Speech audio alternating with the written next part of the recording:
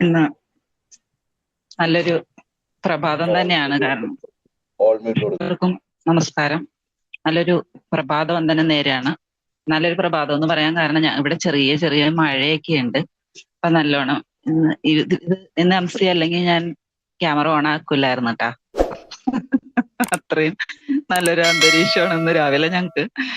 അപ്പൊ അതുകൊണ്ട് അങ്ങനെ പറഞ്ഞത്. അപ്പൊ എല്ലാവർക്കും ഒന്നുകൂടി നമസ്കാരം. നമുക്ക് എന്തായാലും ഇതുപോലെ ഒരു നല്ലൊരു പ്രഭാതം സമ്മാനിച്ച് ജഗദീശ്വരനോട് ഒരു നിമിഷം നമുക്ക് പ്രാർത്ഥിക്കാം.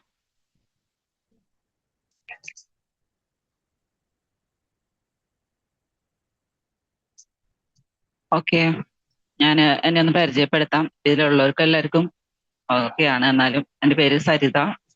പടമോള്, കാക്കനാട് പടമോളിലാണ് താമസിക്കുന്നത്.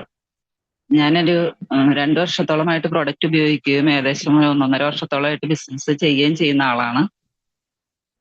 ഈ ബിസിനസ്സിൽ നമുക്ക് എങ്ങനെ എന്തെല്ലാം സോഴ്സിൽ കൂടെ നമുക്ക് വരുമാനം ഉണ്ടാക്കാം, അല്ലെങ്കിൽ എങ്ങനെയൊക്കെ ഇത് ചെയ്യാം എന്നൊക്കെ എല്ലാവർക്കും അറിയാം. എങ്കിൽ പോലും ആരും അതിന് പ്രത്യേകിച്ചൊന്നും ഒരു ഇതെടുക്കുന്നില്ല അല്ലേ.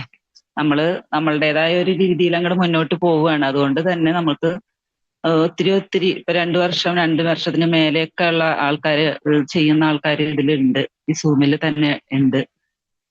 അപ്പോ നമുക്ക് അത് എങ്ങനെ ചെയ്യാം എന്നുള്ളത് കറക്റ്റ് എപ്പോഴും ശരിക്കും എല്ലാവർക്കും മനസ്സിലായിട്ടില്ല എന്നാണോ, മനസ്സിലായിട്ട് നമുക്കത് മടികൊണ്ട് ചെയ്യാത്തതാണോ എന്നും അറിയാൻ പാടില്ല.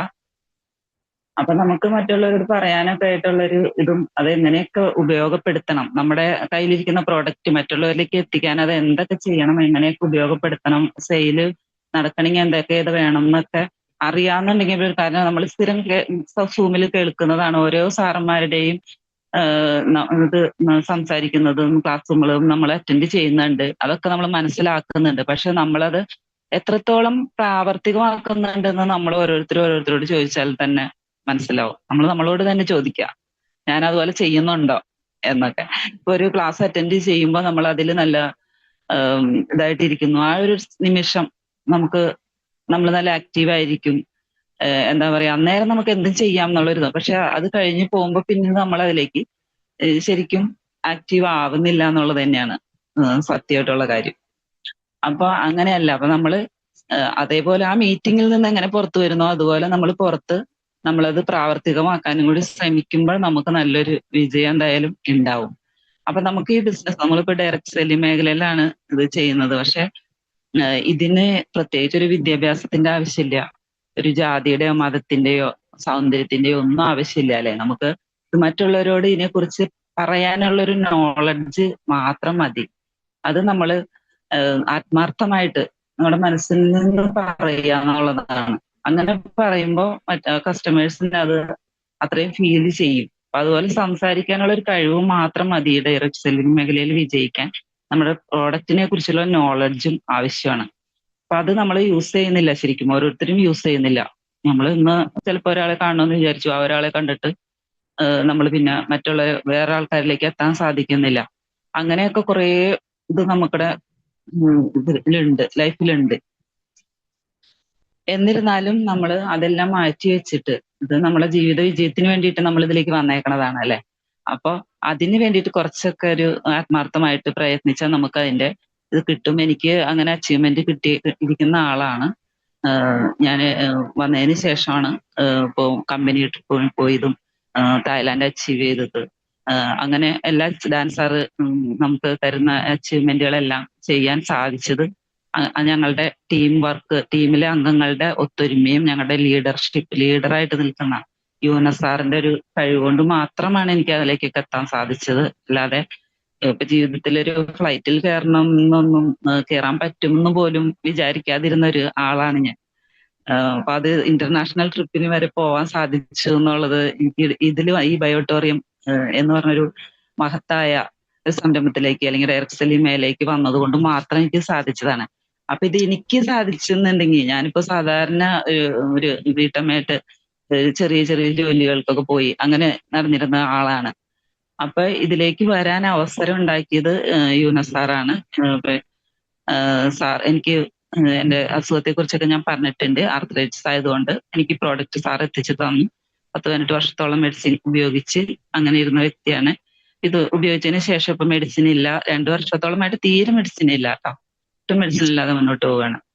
അപ്പൊ 18 വർഷത്തോളം മെഡിസിൻ കഴിച്ച ആള് പെട്ടെന്ന് 2 വർഷം മെഡിസിൻ കഴിക്കാതെ വരുമ്പോ അപ്പൊ അതിൻ്റെതായിട്ടുള്ളൊരു യാതൊരു ബുദ്ധിമുട്ടുകളും പിന്നെ എനിക്ക് ഉണ്ടായിട്ടില്ല എന്നുള്ളതാണ്.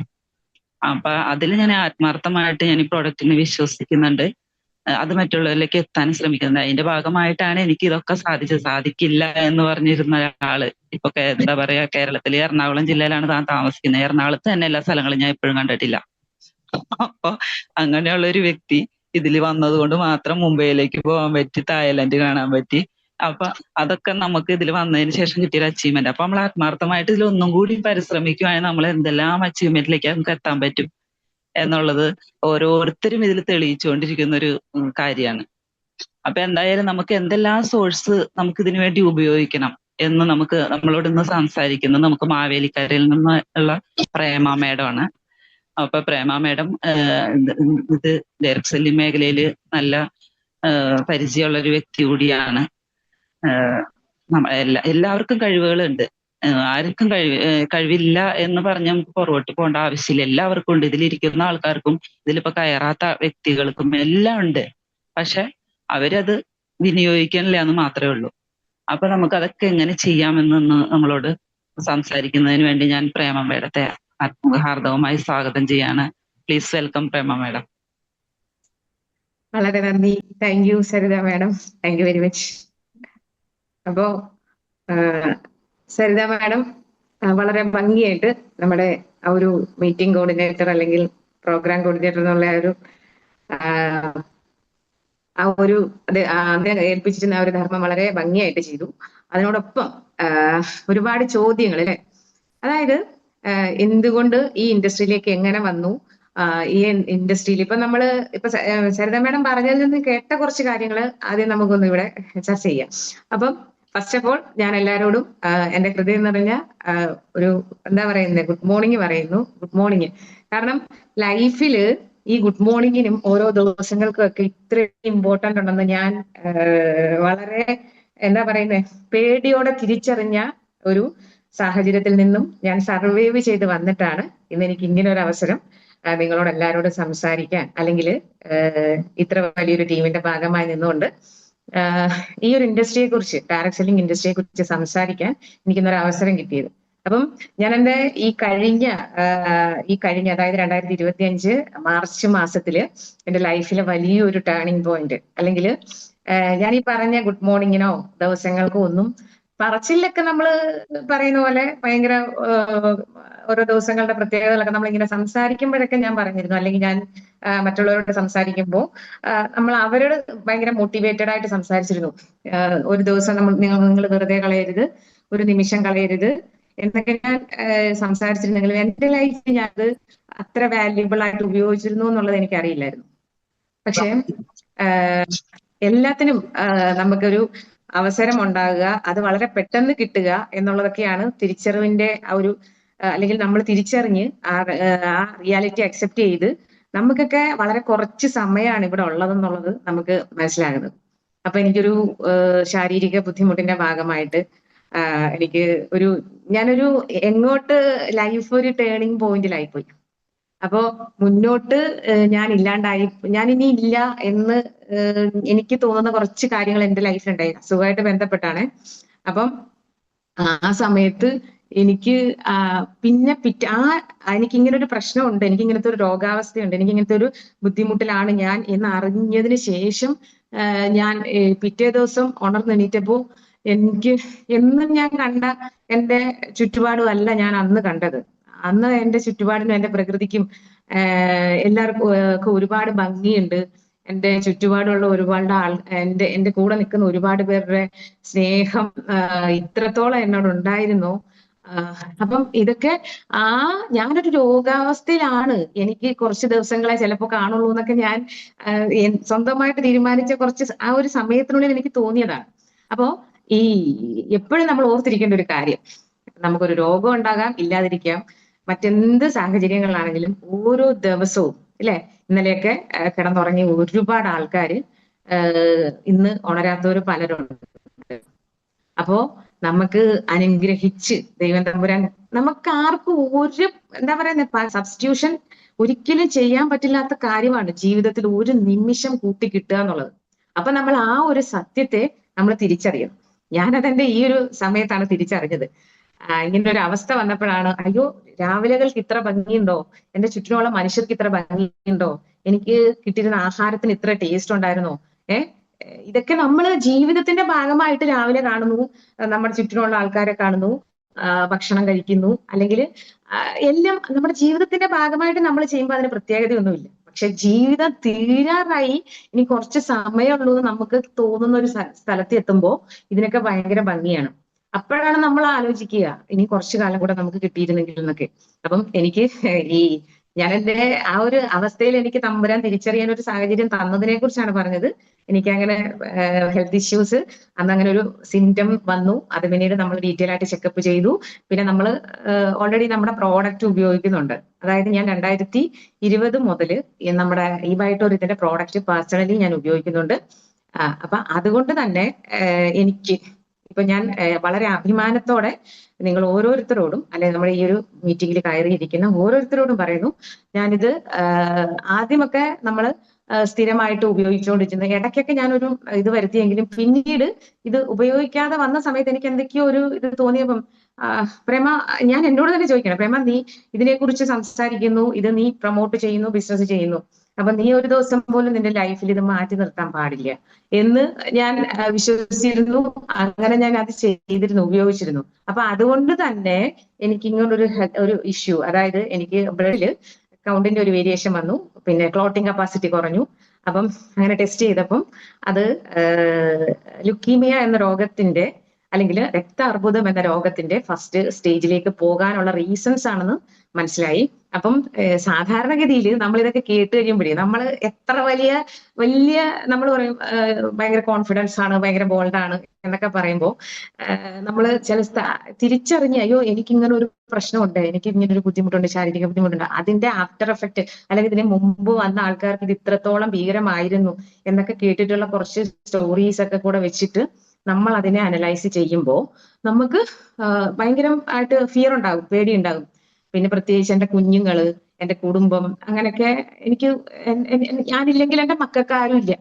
ആ ഒരു തിരിച്ചറിവൊക്കെ ഞാനെന്ന് പറയുന്ന വ്യക്തിനെ എന്താ പറയാ, അയ്യോ എന്ത് ചെയ്യും എന്റെ കുഞ്ഞുങ്ങൾക്ക് ആരും ഇല്ലാണ്ടായി പോവില്ലേ എന്നൊക്കെയുള്ള സങ്കടവും വിഷമവും ഒക്കെ കൂടെ വന്നപ്പോഴത്തേക്കും ഞാൻ ചിന്തിക്കാത്ത കാര്യങ്ങളില്ല.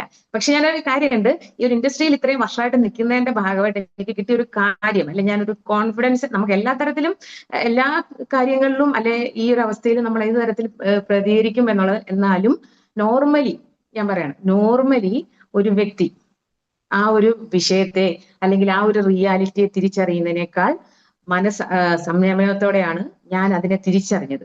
എന്താണെന്ന് വെച്ചാൽ അത് എനിക്ക് ഈ ഇൻഡസ്ട്രിയിൽ അല്ലെങ്കിൽ നമ്മുടെ ഈ ഒരു ഡയറക്ട് സെല്ലിംഗ് ഇൻഡസ്ട്രിയിൽ ഞാൻ വന്ന ആൾക്കാരെ കണ്ട് സാഹചര്യങ്ങൾ, കാരണം ഞാൻ എന്റെ ഒരാളുടെ കഥ മാത്രം ഒരാളാണെങ്കിൽ ഇങ്ങനെയുള്ള സാഹചര്യങ്ങളിൽ എനിക്ക് അതിജീവിക്കാൻ പറ്റില്ല. നമ്മളപ്പം ഇങ്ങനെ ഒരു കൂട്ടായ്മയിൽ അല്ലെ നമ്മൾ ഇൻഡസ്ട്രി അല്ലെങ്കിൽ ഈ നമ്മൾ എന്താണ് ചെയ്യുന്നത്, നമ്മൾ ചെയ്യുന്നത് ഡയറക്ട് സെല്ലിംഗ് എന്ന് പറയുമ്പോൾ അല്ലെങ്കിൽ നമ്മൾ അവിടെ മേക്കിംഗ് എ നെറ്റ്വർക്ക് ഇൻഡസ്ട്രി അല്ലെങ്കിൽ നെറ്റ്വർക്ക് ബിസിനസ് ആണ്. നെറ്റ്വർക്ക് എന്താണ്? കസ്റ്റമർ നെറ്റ്വർക്ക് ആണ്. ഈ കസ്റ്റമർ എന്ന് പറഞ്ഞാൽ ആരാണ്? നമ്മുടെ ചുറ്റിനുള്ള നമ്മുടെ സഹജീവികൾ, അല്ലെങ്കിൽ നമ്മുടെ ബന്ധങ്ങള്, നമ്മുടെ റിലേഷൻസ്, അല്ലെങ്കിൽ നമ്മുടെ ഫ്രണ്ട്സ്, ഇതൊക്കെയാണ് നമ്മുടെ കസ്റ്റമർ കമ്മ്യൂണിറ്റി. അപ്പൊ ഈ കസ്റ്റമർ കമ്മ്യൂണിറ്റിയിലേക്ക് ഞാൻ ഈ ഒരു ഇൻഡസ്ട്രിയിൽ വന്നതിന് ശേഷം, അതായത് ഞാൻ വളരെ സാധാരണ ഒരു വീട്ടമ്മയായിരുന്നു. വളരെ ചെറുതിലെ കല്യാണമൊക്കെ കഴിക്കേണ്ടി വന്നു. അതിനുശേഷം ലൈഫിൽ കുറെ സ്ട്രഗിൾസ് ഒക്കെ ഉണ്ടായി. അപ്പോ സരിത മാഡം പറഞ്ഞ പോലെ ഈ നമ്മൾ ദിവസവും പ്രോഗ്രാമുകളൊക്കെ കേൾക്കാറുണ്ട് അല്ലെ, നമ്മുടെ KBC അല്ലെങ്കിൽ നമ്മുടെ ഈ ഒരു സിസ്റ്റം അല്ലെങ്കിൽ നമ്മുടെ ടീം എല്ലാ ദിവസവും രാവിലെ വളരെ വളരെ നമ്മൾ പറയും ഈ എക്സ്പീരിയൻസ് എന്ന് പറയും അല്ലെ, അതിന്റെ മലയാളം വേർഡ് എന്ന് പറയുന്നത് അനുഭവം എന്നാണ്. അപ്പൊ ഈ അനുഭവം എന്ന് പറയുമ്പോൾ നമ്മൾ മലയാളികളെ സംബന്ധിച്ചിട്ട് നമ്മൾ പറയും, ഓ അവര് ലൈഫിൽ ഒരുപാടൊക്കെ അനുഭവിച്ചിട്ടുള്ളതാണ്, അവർ ഒത്തിരി കഷ്ടപ്പെട്ടിട്ടുണ്ട്, അനുഭവിച്ചിട്ടുണ്ട്. അപ്പൊ ആ അനുഭവത്തിൽ അനുഭവം എന്ന് പറയുന്ന വാക്കിനെ മലയാളത്തിൽ പരിഗണിക്കുമ്പോൾ അവരൊരുപാട് അനുഭവിച്ച ഒരാളാണ്. പക്ഷെ ആ അനുഭവത്തിന്റെ പേരിൽ അവർക്ക് കിട്ടിയ അറിവിനെ ആ ഒരു അനുഭവം എന്ന് പറയുന്ന സംസാരത്തിലൂടെ നമ്മൾ ഒരിക്കലും പ്രതിഫലിപ്പിക്കാറില്ല. അവർ ഒത്തിരി കഷ്ടപ്പെട്ട ആളാണ്. അപ്പൊ കുറച്ച് അവര് അങ്ങനെയാണ് ഇങ്ങനെയാണ്, നമ്മളൊരു സഹതാപത്തിന്റെ രീതിയിലാണ് അവരെ നമ്മൾ കാണുന്നത്, അനുഭവിച്ച ആൾക്കാരെ മലയാളത്തിൽ കേട്ടോ. പക്ഷെ നെക്സ്റ്റ് നമ്മൾ ആ വേർഡ് അല്ലെങ്കിൽ അനുഭവം എന്ന് പറയുന്നതിന് എക്സ്പീരിയൻസ് എന്ന് പറയുന്ന ഇംഗ്ലീഷ് വേർഡിലേക്ക് നമ്മൾ ട്രാൻസ്ലേറ്റ് ചെയ്യുമ്പോൾ നമ്മൾ അതിന്റെ മീനിങ്ങിലേക്ക് നോക്കുമ്പോൾ എന്താണ് പറയുന്നത്, ഒരു പേഴ്സൺ, ഒരു വ്യക്തി അവരുടെ അനുഭവങ്ങളിലൂടെ, അവരുടെ ജീവിതത്തിലെ ഇൻസിഡൻസിലൂടെ, അവരുടെ ജീവിതത്തിലെ സാഹചര്യങ്ങളിലൂടെ അവർക്ക് കിട്ടിയ അനുഭവങ്ങളെ അറിവുകളാക്കി മാറ്റുന്ന എന്നാണ് എക്സ്പീരിയൻസ് എന്ന വാക്കിന്റെ അർത്ഥം. അപ്പൊ നമ്മൾ പറയില്ലേ എക്സ്പീരിയൻസ്ഡ് ആണോ, ഒരു ജോബിന് പോലും അല്ലെങ്കിൽ ഒരു ജോലിക്ക് പോലും അല്ലെ ഏതൊരു കാര്യത്തിന് പോലും ഒരു സ്റ്റാർട്ടറെ നോക്കുന്നതിനേക്കാൾ ഒരു കമ്പനിയോ അല്ലെ മറ്റേതെങ്കിലും ഒരു വ്യക്തിയോ ഒരു ബിസിനസ്സിലേക്ക് കൂടെ നിർത്താൻ നോക്കുന്നത് ഒരു എക്സ്പീരിയൻസ്ഡ് ആയിട്ടുള്ള ആൾക്കാരെയാണ് അല്ലെ. അപ്പം ഈ എക്സ്പീരിയൻസ്ഡ് എന്ന് പറയുമ്പോൾ ബിസിനസ് പരമായിട്ട് എക്സ്പീരിയൻസ്ഡ് പേഴ്സൺ എന്ന് പറയുമ്പോൾ നമുക്ക് കിട്ടിയ അനുഭവങ്ങളിലൂടെ നമുക്ക് അറിവുകൾ ഉണ്ടായിട്ടുണ്ട്. ആ അറിവുകളാണ് ഓരോ വ്യക്തികളും ഓരോ ദിവസവും രാവിലെ 6 മണി മുതൽ നമ്മളോടൊക്കെ പങ്കുവെക്കുന്നത് അല്ലെ. അപ്പൊ അതുകൊണ്ട് തന്നെ ലോകത്തിൽ അറിവില്ലാത്തവരോ കാര്യങ്ങള് പിന്നെ ഒരു കാര്യത്തിനെ കുറിച്ച് അറിവില്ലാത്തവർ ആരുമില്ല. ഇപ്പം നമ്മുടെ ഈ ഒരു ഇൻഡസ്ട്രിയുടെ മാത്രം പ്രത്യേകതയാണ് എന്തുകൊണ്ട് നമ്മൾ ഈ ഒരു ഇൻഡസ്ട്രിയിലേക്ക് കടന്നു വരുന്നു ഇല്ലേ. ലൈഫിന്റെ ചിലപ്പം കുറെ കാലത്തിന് ശേഷം ഇല്ലേ, ലൈഫ് എന്ന് പറയുമ്പോൾ നമുക്ക് ഇത് 18 വയസ്സ് മുതൽ നമുക്ക് നമ്മുടെ ഇൻഡസ്ട്രിയിലേക്ക് കടന്നു വരാം, ഈ ഒരു ഡയറക്ട് സെല്ലിംഗ് ഇൻഡസ്ട്രിയിലേക്ക് നമുക്ക് കടന്നു വരാം. എന്നിരുന്നാൽ പോലും ലൈഫിന്റെ അവസാന സമയത്ത് അല്ലെങ്കിൽ ഒരു 50 വയസ്സിനോ 60 വയസ്സിനോ ശേഷം പോലും ഈ ഒരു ബിസിനസ് ചെയ്യുന്ന ആൾക്കാരുണ്ട് അല്ലെ. അപ്പൊ അവരുടെയൊക്കെ സ്റ്റോറീസ് ആണ്, അവരുടെയൊക്കെ എക്സ്പീരിയൻസ് ആണ് നമ്മൾ കൂടുതൽ കേൾക്കേണ്ടത്. അപ്പൊ കേൾക്കുമ്പോൾ അവർക്ക് നമ്മൾ പറയാം ഇതിന് മുമ്പുള്ള നമ്മുടെ ഒരു തലമുറയ്ക്കോ അതിന് മുമ്പുള്ള തലമുറകൾക്കോ ഒന്നും ഇങ്ങനത്തെ ഒരു ഓപ്പർച്യൂണിറ്റി കിട്ടിയിരുന്നില്ല. അപ്പൊ അതുകൊണ്ട് തന്നെ ഇന്ന് ഈ ഒരു കാലഘട്ടത്തിൽ, അതായത് ഈ ഇത്രയും ഡിജിറ്റൈസേഷന്റെ അല്ലെങ്കിൽ AI ഇന്റലിജൻസ് അല്ലെങ്കിൽ ഇത്രയും വലിയ ടെക്നോളജി വളർന്ന ഈ ഒരു കാലഘട്ടത്തിൽ എല്ലാവർക്കും ഒരേപോലത്തെ ഒരു ഓപ്പർച്യൂണിറ്റി അല്ലെങ്കിൽ ഒരു വാതിലാണ് ഈ ഒരു ഇൻഡസ്ട്രി തുറന്നു തരുന്നത്. അവിടെ പ്രായഭേദമില്ല, മറ്റൊരു കാര്യങ്ങളില്ല. ഇപ്പൊ മാഡം പറഞ്ഞു, നമ്മുടെ MC ചെയ്ത മാഡം പറഞ്ഞു, സരിത മാഡം പറഞ്ഞു, ഇതില് എന്താ പറയുന്നത്, വിദ്യാഭ്യാസം ഒരു യോഗ്യതയല്ല, ജാതിയോ മതമോ വർഗമോ വർണ്ണമോ രാഷ്ട്രീയമോ ഇതൊന്നും ഇതിൽ യോഗ്യതയല്ല. അപ്പൊ നമ്മള് കഴിവുള്ള ആളുകളെ കണ്ടെത്തുക, ആ കഴിവ് എങ്ങനെ ഉപയോഗിക്കണം എന്ന് അവർക്ക് പറഞ്ഞു കൊടുക്കുക, അങ്ങനെ ഒരു സിസ്റ്റം പ്രൊവൈഡ് ചെയ്യുക. ആ സിസ്റ്റത്തിലൂടെ നമുക്ക് ഒരു വലിയ വിക്ടറി അല്ലെങ്കിൽ ഒരു ഒരു ഒരു ഒരു രാജ്യത്തിന്റെ സമ്പദ് വ്യവസ്ഥയുടെ തന്നെ ഭാഗമാകാൻ പറ്റുന്ന ഒരു തലത്തിലേക്ക് ഉയരാൻ പറ്റും എന്നുള്ളതാണ് ഈ ഒരു ഇൻഡസ്ട്രിയുടെ പ്രത്യേകത. അപ്പോ ഞാൻ ഈ പറഞ്ഞു വന്നത്, എനിക്ക് ഈ ഒരു ബുദ്ധിമുട്ട്, ശാരീരിക ബുദ്ധിമുട്ട് അല്ലെങ്കിൽ എനിക്ക് ശരീരത്തിന് ഒരു ബുദ്ധിമുട്ടുണ്ടായ സമയത്ത് ഇതെനിക്ക് നോർമലി ഒരു സാധാരണക്കാരി ആയ ഒരു സ്ത്രീ അക്സെപ്റ്റ് ചെയ്യുന്ന അല്ലെങ്കിൽ എന്റെ സിറ്റുവേഷൻസിൽ ജീവിക്കുന്ന, എന്റെ സിറ്റുവേഷൻ എന്ന് പറയുമ്പോൾ എല്ലാവർക്കും പലതരത്തിലാണ് അല്ലേ. എന്നെ സംബന്ധിച്ച് ഞാൻ ഒരു കാര്യത്തിലും സെക്യൂർഡ് അല്ലാത്ത ഒരാളാണ്, ഫിനാൻഷ്യലി സെക്യൂർഡ് അല്ല, ഒന്നുകൊണ്ടും. എന്റെ അപ്പനും അമ്മയില്ല, എന്റെ കുഞ്ഞുങ്ങൾ 3 പേരുണ്ട്. അപ്പം അങ്ങനെ ലൈഫ് എന്റേതെന്ന് പറയാൻ ഞാനായിട്ട് എന്തെങ്കിലുമൊക്കെ ചെയ്തു തുടങ്ങിയോ അവിടെ മുന്നോട്ട് പോകുള്ളൂ എന്നുള്ളൊരു അവസ്ഥയിൽ വന്ന ഒരാളാണ് ഞാൻ.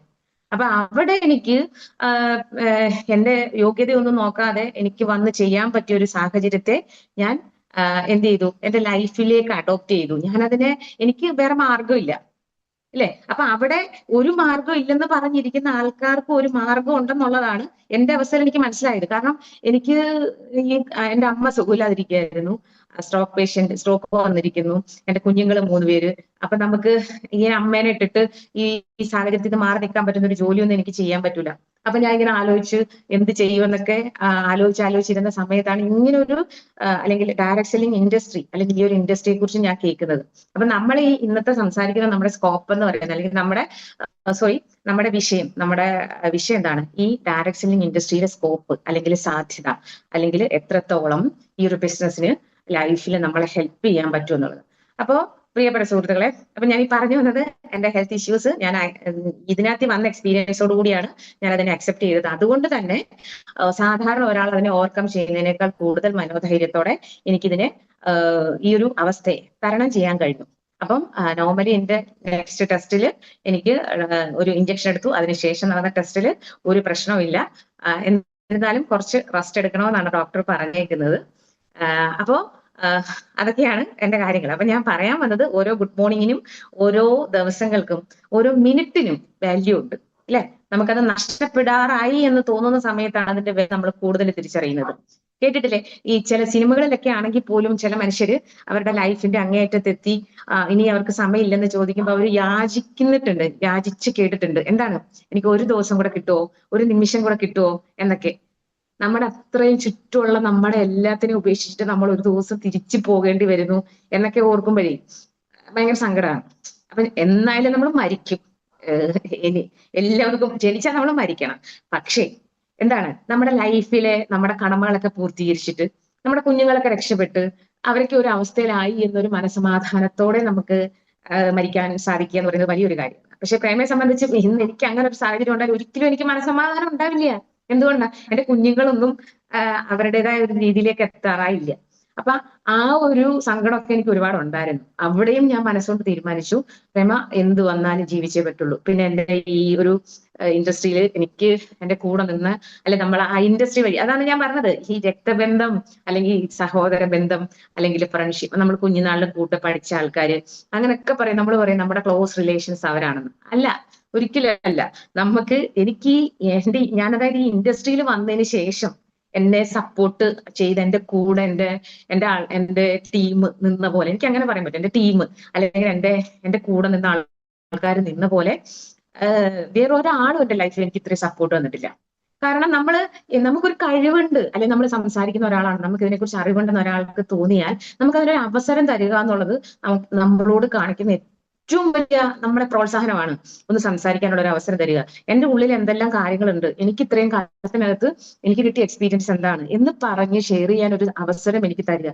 അതൊക്കെ തന്ന് എന്നെ മനസ്സിലാക്കി എന്റെ കൂടെ നിന്ന് എന്റെ പ്രശ്നങ്ങൾ വിളിച്ച് ചോദിച്ച് എന്നെ എന്ത് വന്നാലും നമ്മൾക്ക് കൂടെ ഉണ്ടെന്ന് പറയുന്ന ഒരു ആത്മാർത്ഥത, ഇതൊക്കെയാണ് നമ്മളെ എന്തായാലും ഞാൻ ജീവിക്കും, എനിക്ക് പ്രശ്നമൊന്നും ഉണ്ടാവില്ല. എന്റെ അടുത്ത് പറഞ്ഞിട്ടുണ്ട് ഞാൻ എന്റെ പ്രിയപ്പെട്ടവരെല്ലാരും, ഞാൻ ആരുടെയും പേര് പ്രത്യേകിച്ചെടുത്ത് പറയുന്നില്ല, എല്ലാരും പറഞ്ഞു, പ്രേമ അങ്ങനെയൊന്നും പറ്റൂല, നിങ്ങളെ പ്രേമയും കുറെ കാര്യങ്ങൾ കൂടെ ചെയ്യാനുണ്ട്, അപ്പൊ അതുകൊണ്ട് പെട്ടെന്നൊന്നും അങ്ങനെയൊന്നും സംഭവിക്കൂല എന്ന് പറഞ്ഞ് തമാശ രൂപേണ എനിക്ക് ഒരുപാട് പേര് എന്താ പറയുന്നത്, എനിക്ക് സപ്പോർട്ട് തന്നു, എന്റെ വേദനയിൽ കൂടെ ചേർന്നു, എനിക്ക് വേണ്ടി പ്രാർത്ഥിച്ചു, എനിക്ക് വേണ്ടിയിട്ട് എന്താ പറയുന്നേ സപ്പോർട്ട് തന്നു. ചില സാഹചര്യങ്ങളിൽ ചിന്തിച്ച് പോയിട്ടുണ്ടേ, പ്രേമ ഒന്ന് വിളിച്ച് തിരക്കാൻ ആരെങ്കിലും ഉണ്ടായിരുന്നെങ്കിൽ എന്ന് ചിന്തിച്ച സമയങ്ങൾ എനിക്ക് ഉണ്ടായിരുന്നു. അല്ലെ, എന്നെ ഒന്ന് വന്ന് കണ്ടിരുന്നെങ്കിൽ, എന്നോടൊന്ന് വിളിച്ചിരുന്നെങ്കിൽ എന്നൊക്കെ. അപ്പൊ എനിക്ക് ഒരുപാട് ബന്ധങ്ങൾ, ഇന്ന് എനിക്ക് കേരളം മുഴുവൻ എന്നെ അറിയുന്ന കുറച്ച് ആൾക്കാരൊക്കെ ഉണ്ട്. അപ്പൊ എനിക്ക് അതൊക്കെ ഈ ഒരു ഇൻഡസ്ട്രിയിൽ വന്ന് കിട്ടിയ കാര്യങ്ങളാണ്. അതുകൊണ്ട് തന്നെ ഇന്ന് ഈ ഒരു ഇത്രയും വലിയൊരു ഇഷ്യൂ, അല്ലെങ്കിലും മീൻവൈൽ എന്റെ ഒരു ഹെൽത്തുമായിട്ട് ബന്ധപ്പെട്ട് എന്റെ ലൈഫുമായിട്ട് ബന്ധപ്പെട്ട് തകർന്നു പോകാനാണെങ്കിൽ ചില ആൾക്കാർക്ക് അത് മതി. തകർന്നു പോകാനാണെങ്കിൽ ചില ആൾക്കാർക്ക് അത് മതി. അങ്ങനെയുള്ള കാര്യങ്ങളിൽ ഇല്ല, തീർന്നു, ഇവിടം കൊണ്ട് തീർന്നു. നമ്മുടെ മനസ്സ് എന്താണോ തീരുമാനിക്കുന്നത് അതാണ് നമ്മുടെ തലച്ചോറ് നടപ്പില്ല. മീൻസ് നമ്മുടെ ചിന്തകൾ എന്താണോ തീരുമാനിക്കുന്നത് അതാണ് നമ്മുടെ തലച്ചോറ്, അല്ലെ നമ്മുടെ പ്രപഞ്ചം നമ്മളിലേക്ക് നടപ്പാക്കുന്നത്. അപ്പൊ ഞാൻ തീരുമാനിച്ചു, പ്രേമ നീ ഈ പ്രായത്തിൽ നീ അവസാനിച്ചു, ഇനി കാര്യങ്ങളൊന്നുമില്ല, നിന്റെ മക്കളൊക്കെ അങ്ങനെ ആയിരിക്കും, ഇങ്ങനെ എന്ന് ഞാൻ തീരുമാനിച്ചു. അങ്ങനെയല്ല ഞാൻ പറയാണ്, എനിക്ക് അങ്ങനെയല്ല, എനിക്ക് ജീവിക്കണം. എനിക്ക് ഇനിയും ഒരുപാട് എന്താ പറയുന്നത്, എന്നെ സ്നേഹിക്കുന്ന ഒരുപാട് ആൾക്കാരുണ്ട്. എന്റെ മക്കളുണ്ട്, അതിനേക്കാൾ ഉപരി നമ്മുടെ എല്ലാ തരത്തിലും നമ്മളെ സ്നേഹിച്ച് പരിഗണിച്ച് നിൽക്കുന്ന ഒരു സമൂഹത്തിലാണ്, ഒരു കമ്മ്യൂണിറ്റിയിലാണ് ഞാൻ നിൽക്കുന്നത്. ആ കമ്മ്യൂണിറ്റിക്ക് എന്നെ ആവശ്യമുണ്ട്, എനിക്ക് തന്നെ ആവശ്യമുണ്ട്, ഈ ലോകത്തിന് തന്നെ ആവശ്യമുണ്ട്. അതുകൊണ്ട് തന്നെ എനിക്ക് പെട്ടെന്ന് വിട്ടുകൊടുക്കാൻ പറ്റില്ല എന്ന് പറഞ്ഞ് ഞാൻ മാനസികമായിട്ട് അതിനെ ഫൈറ്റ് ചെയ്തു. അപ്പൊ എന്നെ ആ ഒരു സമയത്ത് ഏറ്റവും കൂടുതൽ സഹായിച്ചത് എന്റെ ഫ്രണ്ട്സ് ഒക്കെയാണ് ഏറ്റവും കൂടുതൽ സഹായിച്ചത്. അതോടൊപ്പം നന്നായിട്ട് പ്രാർത്ഥിച്ചു, ഈശ്വരനെ പ്രാർത്ഥിച്ചു, നന്നായിട്ട് പ്രാർത്ഥിച്ചു. അങ്ങനെ ആ പ്രാർത്ഥനയ്ക്കും, അല്ലെ, മനസ്സൊന്ന് വിളിച്ചാല് ദൈവം കേൾക്കാതിരിക്കില്ല, ആ ഒരു വിശ്വാസം, അങ്ങനെ ആ എല്ലാ കാര്യങ്ങളും എനിക്കായിട്ട് തിരിഞ്ഞു വന്നു. അപ്പം ഡോക്ടർ തന്നെ എന്നോട് പറഞ്ഞു, പ്രേമ സാധാരണ ഭാഗ്യമല്ല, ഭയങ്കര ഭാഗ്യവതിയാണ്. അപ്പൊ എന്റെ അടുത്ത് ഇങ്ങനെയാണ് പറഞ്ഞത്, പോയൊരു വലിയ സമ്മാനത്തുക കിട്ടുന്ന വലിയൊരു ലോട്ടറി എടുത്തോളൂ കേട്ടോ, അത്രയ്ക്കും ഭാഗ്യമുള്ള ഒരാളാണ്. സാധാരണ ഈ ഒരു സ്റ്റേജിലൊന്നും ഈ ഒരു ആൾക്കാർക്ക് ഇങ്ങനൊന്നും അറിയാൻ പറ്റൂല, ഇങ്ങനെ ഒരു അവസ്ഥ ഉണ്ടെന്ന് അറിയാൻ പറ്റൂല.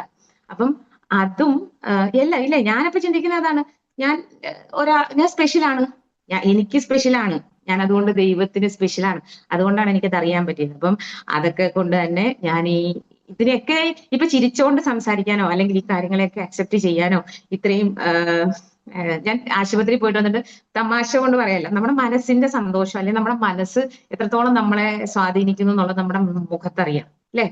അപ്പൊ ഞാൻ ഹോസ്പിറ്റലിൽ പോയിട്ട് വന്നിട്ട് ഡോക്ടർ അങ്ങോട്ട് പോയ സമയത്ത് സങ്കടമൊക്കെ ആയിരുന്നേ. സങ്കടം മീൻസ് എന്നാലും എന്റെ അനിയത്തി ഉണ്ട്, അവൾക്ക് എന്റെ ഇത്ര പോലും അവൾക്ക് മാനസിക ബലം ഇല്ല.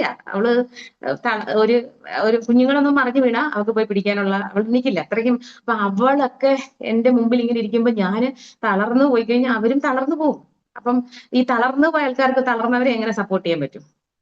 നമ്മളെപ്പോഴും സിസ്റ്റത്തിലായാലും ജീവിതത്തിലായാലും നമ്മൾ ചിന്തിക്കേണ്ട ഒരു കാര്യം, തളർന്നു പോകുന്നവരുടെ കൂടെ നിന്ന് കഴിഞ്ഞാൽ ഒരിക്കലും നമുക്ക് അവർക്ക് നമ്മളെ സപ്പോർട്ട് ചെയ്യാൻ പറ്റത്തില്ല. അവര് നമ്മുടെ ദുഃഖങ്ങൾ കേട്ട് നമ്മുടെ കൂടെ തളരത്തേ ഉള്ളൂ. അപ്പൊ നമ്മൾ എന്ത് ചെയ്യണം? തളരാതെ ഏത് പ്രതിസന്ധി വന്നാലും തളരാതെ നിൽക്കാൻ പ്രാക്ടീസ് കിട്ടപ്പെട്ട അല്ലെങ്കിൽ പ്രാക്ടിക്കലായിട്ട് അങ്ങനെ ഒരു അവസ്ഥകളൊക്കെ കടന്നുപോയ കുറച്ച് ആൾക്കാരുടെ കൂടെ നമ്മൾ നിന്ന് കഴിയുമ്പോൾ നോർമലി ഒരു മനുഷ്യൻ എന്നതിനേക്കാൾ ഉപരി ഒരു എക്സ്ട്രാ ഓർഡിനറി ആകാൻ നമുക്ക് പറ്റും. അപ്പൊ അവിടെ ഞാൻ അങ്ങനെ ആയി. കാരണം ഈ ഇൻഡസ്ട്രിയിലുള്ള എന്റെ എക്സ്പീരിയൻസ്, എന്റെ കൂടെ നിൽക്കുന്ന ആൾക്കാർ എനിക്ക് തന്ന സപ്പോർട്ട്. അപ്പൊ അങ്ങനെ ഞാന് ഞങ്ങള് ബസ്സിലൊക്കെ വണ്ടിയിലൊക്കെ തിരിച്ചു വരുന്ന സമയത്ത് അതായത് ഞങ്ങള് ട്രിവാൻഡ്രം RCCയിലാണ് പോയത്. ഈ RCC പോയിട്ട് തിരിച്ചിങ്ങോട്ട് വരുന്ന സമയത്ത് നമ്മള് ട്രെയിനിൽ ഇങ്ങനെ ഇരിക്കുമ്പോ എന്റെ സിസ്റ്റർ ഭയങ്കര ക്ഷീണിച്ചിട്ട് കിടന്ന് ഇങ്ങനെ ഉറങ്ങാണ്, ഭയങ്കര ഉറക്കം ഇങ്ങനെ. അപ്പൊ നമ്മളെ അവിടെ വെച്ച് കണ്ടൊരു ചേച്ചി, അടൂരുള്ള ഒരു ചേച്ചി ഉണ്ടായിരുന്നു. അപ്പൊ ചേച്ചി നമ്മുടെ കൂടെ ട്രെയിനിൽ വന്ന് സംസാരിച്ചോണ്ടിരുന്നപ്പോ എന്റെ അടുത്ത് ചേച്ചി ഇങ്ങനെ ചോദിക്കുകയാണ്, മോളെ ഇതാരാ കൂടെ? ഞാൻ പറഞ്ഞു എന്റെ അനിയത്തിയാ എന്ന് പറഞ്ഞു. അപ്പൊ കുട്ടിക്കാണോ അസുഖം എന്ന് ചോദിച്ചു. അപ്പൊ ഞാൻ അല്ല എനിക്കായിരുന്നു എന്ന് പറഞ്ഞു. അപ്പൊ പറഞ്ഞു അയ്യോ മോക്കായിരുന്നു. ഞാൻ പറഞ്ഞു ആണ് ചേച്ചി എനിക്കായിരുന്നു അസുഖം. പക്ഷെ നമുക്ക് അസുഖമൊന്നുമില്ല എന്ന് ഡോക്ടർ തീർത്തു പറഞ്ഞു കഴിഞ്ഞാൽ പിന്നെ നമുക്ക് എന്താ ടെൻഷൻ? അപ്പൊ എനിക്ക് അസുഖം അവിടെ ചെന്നപ്പം ഇങ്ങനെ ടെസ്റ്റ് ചെയ്ത് അപ്പൊ എന്തെങ്കിലും പ്രശ്നം ഉണ്ടെങ്കിൽ നോക്കാന്ന് പറഞ്ഞു. അങ്ങനെ ഇഞ്ചക്ഷൻ എടുത്തു. പിന്നെ ഇത് ഇപ്പൊ രണ്ടാമത് ടെസ്റ്റ് ചെയ്തപ്പോ ഒരു പ്രശ്നം ഇല്ലെന്ന് പറഞ്ഞു. അപ്പൊ ഞാനതില് എന്റെ ലൈഫ് എനിക്ക് തിരിച്ചു കിട്ടിയിരിക്കുകയാണെന്ന് 100% എനിക്ക് ഉറപ്പായി. ഡോക്ടർ എന്നോട് പറഞ്ഞു, എന്റെ ടെസ്റ്റ് റിസൾട്ട് എന്നെ കണ്ടു, അതിനോടൊപ്പം എന്റെ പ്രാർത്ഥന, എന്റെ കൂടെയുള്ളവരുടെ പ്രാർത്ഥന, എന്റെ എല്ലാ അപ്പൊ ഒരു കാര്യത്തിൽ തന്നെ ആ നിമിഷം തന്നെ എന്റെ മുഖം എത്ര പറയുന്നത്, എത്ര വോൾട്ട് ബൾബിന്റെ പ്രകാശമാണ് എന്റെ മുഖത്തുണ്ടായെന്ന് എനിക്കറിയാൻ പറ്റും. പക്ഷെ എന്റെ സിസ്റ്റർ എന്ന് പറയുമ്പോൾ അതിന് അവൾ ഇറങ്ങി വരാൻ കുറെ സമയം എടുത്തു. എന്നിട്ട് അവള് എന്തിട്ട് പറയുന്നത്, അവൾക്ക് ഒരു കൂസലും ഇല്ല. നമ്മൾ ഈ കൂസലില്ല എന്ന് പറഞ്ഞ് തളർന്നിരുന്ന നമ്മൾ എങ്ങനെ മുന്നോട്ട് പോകും? അപ്പം ഞാൻ പറഞ്ഞത് എന്റെ ഇങ്ങനത്തെ ഒരു അവസ്ഥയിൽ, എന്റെ ഈ ഒരു സാഹചര്യത്തിൽ നിന്നാണ് ഞാൻ ഇന്ന് വന്ന് ഇത്രയും സന്തോഷത്തോടെ എനിക്ക് നിങ്ങളോട് ഷെയർ ചെയ്യാൻ പറ്റുന്നുണ്ടെങ്കിൽ ചില ആൾക്കാർക്കൊന്നും അത് പറ്റൂല. ഞാൻ പറയാം, 75% ആൾക്കാരും ഈ അവസ്ഥകളെയൊക്കെ തരണം ചെയ്ത് ഈ ഒരവസ്ഥയിലേക്കൊക്കെ വരാൻ കുറെ സമയം എടുക്കും. പക്ഷെ എന്റെ ഈ ലൈഫിൽ തന്നത് കഴിഞ്ഞ മാർച്ച് 16-ാം തീയതിയാണ്. ഇന്ന് ഏപ്രിൽ 16-ാം തീയതിയാണ്. ഏപ്രിൽ 16-ാം തീയതിയാണ് എന്റെ ലൈഫിൽ ഇത്രയും വലിയൊരു സംഭവം നടന്നത്. ഇന്ന് മെയ് 12. അപ്പൊ ഇത്ര സമയമായിട്ടുള്ളൂ. അപ്പൊ അതാണ് ഞാൻ പറഞ്ഞത്, എനിക്ക് ഈ ഇൻഡസ്ട്രിയിൽ വന്നതിൽ എനിക്ക് കിട്ടിയ ഏറ്റവും വലിയൊരു കാര്യമാണ് ഈ ഒരു സാഹചര്യങ്ങളെ അതിജീവിക്കാനും, അതുപോലെ തന്നെ നോർമലി ഒരാളുടെ മൈൻഡല്ല എന്റേത്. എനിക്ക് ജീവിച്ചേ പറ്റൂ, എനിക്ക് ജീവിക്കണം. ഞാനല്ലാതെ എനിക്ക് വേണ്ടിയിട്ട് ജീവിക്കാൻ ആരുമില്ല. എന്റെ ചുറ്റിനും നിൽക്കുന്ന കുറച്ച് പേർക്ക് വേണ്ടിയിട്ട് ഞാനല്ലാതെ ജീവിക്കാൻ ആരുമില്ല. അവിടെ പ്രേമ നീ ജീവിക്കണം എന്ന് പറഞ്ഞ് ഇതിനു മുമ്പ്, ഇന്ന് എനിക്കൊരു രോഗാവസ്ഥയായിരുന്നെങ്കിൽ ഇതിനു മുമ്പ് എനിക്ക് മുമ്പോട്ട് ജീവിക്കാൻ പോകാൻ പറ്റാത്തൊരവസ്ഥയായിരുന്നു. എനിക്കൊരു മാർഗമില്ലായിരുന്നു. 2-3 കുഞ്ഞുങ്ങള്, വയ്യാത്തൊരമ്മ, എനിക്കറിയാവുന്ന ജോലി എന്ന് പറഞ്ഞാൽ ഒരു ലാബ് ടെക്നീഷ്യനാണ്. അന്ന് ആലോചിച്ച് നോക്കിയാൽ നമ്മൾ ഇന്നത്തെ കാലത്ത് ഒരു ലാബിൽ കയറുന്ന നമുക്ക് കിട്ടുന്ന ഇൻകം എന്തായിരിക്കും ഇല്ലേ? അതുകൊണ്ട് നമുക്ക് സ്വന്തമായിട്ട് വീടില്ല, നമ്മൾ റെന്റിനാണ് താമസിക്കുന്നത്. അപ്പൊ വാടക കൊടുക്കണം, മക്കളുടെ ഭക്ഷണം, അവരെ പഠിപ്പിക്കണം, അമ്മ സുഖമില്ലാതെ കിടക്കുന്നു, എന്റെ സിസ്റ്റർ ഹെൽപ്പ് ചെയ്യും. എന്നിരുന്നാലും എല്ലാവരും സാധാരണക്കാരാണ്.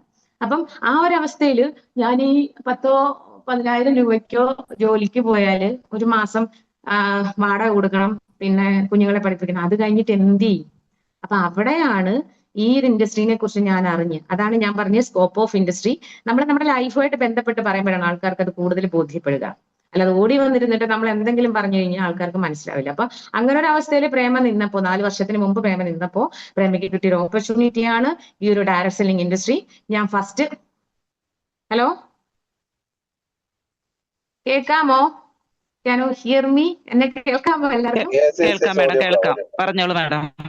Okay, thank you. അപ്പം അങ്ങനത്തെ ഒരു അവസ്ഥയിൽ ഞാൻ നിന്നപ്പോ എനിക്ക് ഒരു സാധാരണക്കാരിയായ പെണ്ണ്, വലിയ സാമ്പത്തിക അവസ്ഥയോ മറ്റു കഴിവുകളോ ഇപ്പൊ മാഡം പറഞ്ഞ പോലെ യാതൊരു കഴിവുകളും ഇല്ലേ, ഇവിടെ ഒരു കഴിവുകളും വേണ്ട. പിന്നെ നമ്മള് ഈ ഇൻഡസ്ട്രിയിൽ വന്നു കഴിഞ്ഞാൽ, അതായത് ഇത് ഏറ്റെടുക്കാൻ തീരുമാനിച്ചാൽ നമ്മൾ എന്തുകൊണ്ടായിരിക്കും ഏറ്റെടുക്കുക? നമുക്ക് എവിടെങ്കിലും നമുക്ക് സാധാരണ ഒരു മനുഷ്യനെ സംബന്ധിച്ച് ഒരു സേഫ് സോണിൽ ജീവിക്കാനാണ് എല്ലാവർക്കും ഇഷ്ടം, ഇല്ലേ? അതായത് പിന്നെ ഒച്ചിന്റെ ജീവിതം എങ്ങനെയാണ്?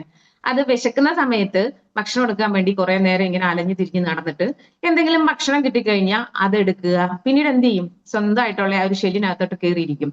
ഈ നെക്സ്റ്റ് അതിനെ എപ്പോ വിശക്കുന്നു അപ്പം മാത്രമാണ് അത് ആഹാരത്തെ പറ്റി ചിന്തിക്കുക. അപ്പം ലൈഫ് എന്ന് പറഞ്ഞാൽ ഒരിക്കലും ഒച്ചിനെ പോലെ ആവരുത്. നമ്മൾ എന്ത് ചെയ്യണം? ആ ഷെല്ലിനകത്തിരുന്നാല് ഇന്ന് ഈ പറയപ്പെടുന്ന ആരെങ്കിലും നമ്മളെ അറിയോ? ഒന്ന് ആലോചിച്ച് നോക്കി. നമ്മൾ എല്ലാവരും ആഗ്രഹിക്കുന്ന എന്തിനാ? ഞാൻ ചോദിച്ചോട്ടെ, നമ്മളൊരു നമ്മളൊരു ഫേസ്ബുക്ക് അക്കൗണ്ട് തുടങ്ങിയിരിക്കും. എല്ലാവർക്കും ഉണ്ട് ഫേസ്ബുക്ക് അക്കൗണ്ട്, ഇല്ലേ? ഫേസ്ബുക്കിൽ അക്കൗണ്ട് ഉണ്ട്, ഇൻസ്റ്റഗ്രാമിലുണ്ട് പേജസ്, അല്ലെങ്കിൽ സോഷ്യൽ മീഡിയാസ് എല്ലാവരും ഇന്ന് ഉപയോഗിക്കുന്നു. എന്തിനായിരിക്കും? എന്തിനാണ് നമ്മൾ അതിനകത്ത് നോക്കുന്നത്? സാധാരണ ഒരാളെ എടുത്തു കഴിഞ്ഞാൽ അവർക്ക് എത്ര ഫോളോവേഴ്സ് ഉണ്ട്, അവർക്ക് എത്ര ഫ്രണ്ട്സ് ഉണ്ട് എന്നൊക്കെ നോക്കൂലേ? എന്താണ് അതിന്റെ അർത്ഥം? എന്താണ്? നമ്മളൊക്കെ എല്ലാവരുടെ ഉള്ളിൽ അറിയപ്പെടാനും മറ്റുള്ളവരാൽ പരിഗണിക്കപ്പെടാനും ആഗ്രഹിക്കുന്നവരാണ് എന്നുള്ളതാണ് ഇതിന്റെ യഥാർത്ഥ അവസ്ഥ, അല്ലേ? അപ്പൊ എല്ലാരും ചിന്തിക്കുന്ന ഒരു കാര്യം ഇതാണ്: എന്നെ 4 പേര് അറിയണം, ഞാൻ പരിഗണിക്കപ്പെടണം, എന്റെ കഴിവുകൾ അറിയപ്പെടണം എന്നൊക്കെ ചിന്തിക്കുന്നവരാണ് ആ ഒരു ഇതിന്റെയൊക്കെ അർത്ഥം. പല ആൾക്കാരും പറയേ എനിക്ക് അങ്ങനൊന്നുമില്ല. പക്ഷെ ഒരു ഫോട്ടോ എടുത്തിട്ട് പോലും, സെൽഫി എടുത്തിട്ട് പോലും ഒരു സ്റ്റോറിയോ സ്റ്റാറ്റസോ ഇട്ട് കഴിഞ്ഞാൽ എപ്പോഴും ചെക്ക് ചെയ്യും എത്ര പേര് കണ്ടു, എന്താണ് അതിന്റെ ഓരോരുത്തരുടെയും അതിനോടുള്ള എന്താണ് അവരുടെ റിയാക്ഷൻസ്, എന്താണ്? ലവ് ആണോ, ലൈക്ക് ആണോ, അല്ലെങ്കിൽ എന്താ പറയുന്നത്, ഹഗ് ആണോ എന്നൊക്കെ നോക്കുന്ന ആൾക്കാരുണ്ട്. എല്ലാവരും, ഏതൊരു മനുഷ്യൻ സ്റ്റാറ്റസ് ഇട്ടാലും അല്ലെ, ഞാൻ അതൊന്നും ശ്രദ്ധിക്കാറില്ലെന്ന് പറഞ്ഞാലും പല ആൾക്കാരും, നമ്മൾ ഈ പറയുന്നവരൊക്കെ ഇങ്ങനെ ചെയ്യുന്നതൊക്കെ നമ്മൾ കണ്ടിട്ടുണ്ട്. അപ്പൊ ഞാൻ ഈ പറയുന്നത്, ഞാൻ ഒത്തിരി ഒറ്റപ്പെട്ടു. കാരണം എന്റെ അമ്മയായിരുന്നു എന്റെ ലൈഫിൽ എന്നെ ഏറ്റവും കൂടുതൽ സപ്പോർട്ട് ചെയ്തിരുന്നത്. അമ്മ ഈ ഒരു സ്ട്രോക്ക് ഒക്കെ വന്നു കഴിഞ്ഞപ്പോഴത്തേന് അമ്മനെ എന്നെ കുറിച്ച് ആലോചിച്ച് അമ്മയ്ക്ക് ഒരുപാട് ടെൻഷനും വിഷമവും ഒക്കെ ആയിരുന്നു. അപ്പൊ ആ ഒരു സമയത്ത് അമ്മ വേറൊരാളായി. നമ്മളെ എന്താണ് നമുക്ക് തരേണ്ടത് അതിന്റെ ഓപ്പോസിറ്റ് ആയിരുന്നു അമ്മ നമുക്ക് തന്നുകൊണ്ടിരുന്നത്. അതായത് അമ്മ എന്നെ സ്നേഹിക്കുകയും പരിഗണിക്കുകയും ചെയ്യേണ്ട ആ ഒരു അവസ്ഥയിൽ അമ്മയ്ക്ക് എന്നോട് വൈരാഗ്യവും ദേഷ്യവും ഒക്കെ ആയി. അപ്പം അങ്ങനെ വന്നപ്പോഴും ഞാൻ ഒറ്റയ്ക്കായി ഭയങ്കരമായിട്ട് മാനസിക സമ്മർദ്ദത്തിലൊക്കെ ആയ സമയത്തൊക്കെ എനിക്ക് ഏറ്റവും കൂടുതൽ ഹാപ്പിനെസ് കിട്ടും. ഞാൻ ഇങ്ങനെ ആലോചിക്കേ, ഈ ദൈവമേ, എന്റെ അമ്മ പോലും എന്നോട് ഇങ്ങനെയൊക്കെ പറഞ്ഞു, എന്നെ സ്നേഹിക്കാൻ ആരുമില്ലേ എന്നൊക്കെ പറയും. അപ്പൊ ഞാൻ എന്ത് ചെയ്യുന്നറിയാം? ഒരു ഫോട്ടോ എടുത്തിട്ട് ഫേസ്ബുക്കിൽ ഇടും. മീൻസ് ഒരു സെൽഫി എടുത്തിട്ട് ഫേസ്ബുക്കിൽ ഞാൻ പോസ്റ്റ് ചെയ്യുമ്പോൾ ഒരു 10-15 മിനിറ്റ് കഴിയുമ്പോൾ ഞാൻ ഇങ്ങനെ നോക്കുമ്പോൾ അതിനകത്ത് കുറെ ആൾക്കാർ ലൈക്ക് ചെയ്തിരിക്കുന്നു. അപ്പൊ എനിക്ക് എന്തൊരു സന്തോഷമാണെന്ന് അറിയാമോ? ഈ ലോകത്തിന്റെ എവിടെയാണെങ്കിലും നമ്മൾ ഒരിക്കൽ പോലും കണ്ടിട്ടില്ലെങ്കിലും പ്രേമി എന്ന് പറഞ്ഞ ഒരാളെ പരിഗണിക്കാനോ അല്ലെങ്കിൽ സ്നേഹിക്കാനോ അല്ലെങ്കിൽ കൺസിഡർ ചെയ്യാം, അതാണ് അവിടുത്തെ ഏറ്റവും വലിയ കാര്യം. നമ്മൾ ഒരാളെ സ്നേഹിക്കുക, നമ്മുടെ കൂടെ നിർത്തുക എന്നുള്ളതിനെക്കാട്ടില് അവർക്ക് വേണ്ടപ്പെട്ട സാഹചര്യങ്ങളിൽ, അവർക്ക് വേണ്ട സ്ഥലത്ത് നമ്മളൊരു പരിഗണന കൊടുക്കുക എന്നുള്ളത്, ഇല്ലേ? അല്ലാതെ ലോകത്തുള്ള എല്ലാവരെയും നമുക്ക് ഇങ്ങനെ കൺസിഡർ ചെയ്ത് പരിഗണിച്ചു അവരുടെ എല്ലാ കാര്യങ്ങളും തിരക്കി പോകാനൊന്നും പറ്റൂല. പക്ഷെ ഞാൻ പറയാം, എന്റെ എന്റെ എന്റെ ഫേസ്ബുക്ക് പേജിൽ അല്ലെ എന്റെ ഫ്രണ്ട്സ് ആയിട്ട് വരുന്ന ഒരാള്, ഞാൻ എപ്പോ അതില് ഫേസ്ബുക്കിൽ പോകുന്നു, അവിടെ അവരൊരു ഫോട്ടോ ഇട്ടിട്ടുണ്ടോ, അവരുടെ ലൈഫിൽ ഒരു ഇൻസിഡന്റ് ഇട്ടിട്ടുണ്ടോ, ഞാൻ അതിനെ എന്ത് ചെയ്യും? അപ്പൊ തന്നെ ലൈക്കും ചെയ്യും, കമന്റ് ചെയ്യും. എന്താണെന്നറിയാവോ? ചിലരൊക്കെ ആണെങ്കിൽ പോസ്റ്റ് ഒക്കെ ഇടുമ്പോൾ അതിന്റെ ഇടയിൽ ഒരു ലൈക്ക് പോലും കാണാറില്ല, ഒരു കമന്റ് പോലും കാണാറില്ല. അപ്പൊ എന്തിനായിരിക്കും ഇത് ചെയ്യുക? പരിഗണനയ്ക്ക് വേണ്ടിയിട്ടാണ്, കൺസിഡറേഷന് വേണ്ടിയിട്ടാണ്. ചില ആൾക്കാർക്ക് അത് മതി ലൈഫിലൊന്ന് മുന്നോട്ട് പോകാൻ. അപ്പം അതൊക്കെ കണ്ടറിഞ്ഞും കേട്ടറിഞ്ഞും ഒക്കെ നമ്മുടെ കൂടെയുള്ള സഹോദരങ്ങളെ പോലെ അല്ലെങ്കിൽ നമ്മുടെ ഫ്രണ്ട്സിനെ നമ്മളെ പോലെ, ഇല്ലേ? നമ്മൾ എന്താ ആഗ്രഹിക്കുക? നമ്മളെല്ലാവരും ഇഷ്ടപ്പെടണം, നമ്മള് എല്ലാവരും അംഗീകരിക്കണം, നമുക്ക് എല്ലാവരും സ്നേഹിക്കണം, നമുക്ക് എല്ലാവരും സന്തോഷമായിട്ട് സ്നേഹമായിട്ട് പെരുമാറണം. ഇതുപോലെ തന്നെയാണ് ഓരോ മനുഷ്യരും. അപ്പോ ഈ സാഹചര്യങ്ങൾ, അതായത് ഇതൊക്കെയാണ് റിയാലിറ്റീസ്. അപ്പൊ ഈ റിയാലിറ്റീസിനെയൊക്കെ നമ്മൾ അക്സെപ്റ്റ് ചെയ്ത് കഴിഞ്ഞാൽ നമുക്ക് എന്ത് മനസ്സിലാവും? നമ്മളെ പോലെ പരിഗണിക്കപ്പെടേണ്ടവരാണ് നമ്മുടെ ചുറ്റിനുള്ള എല്ലാ മനുഷ്യരും.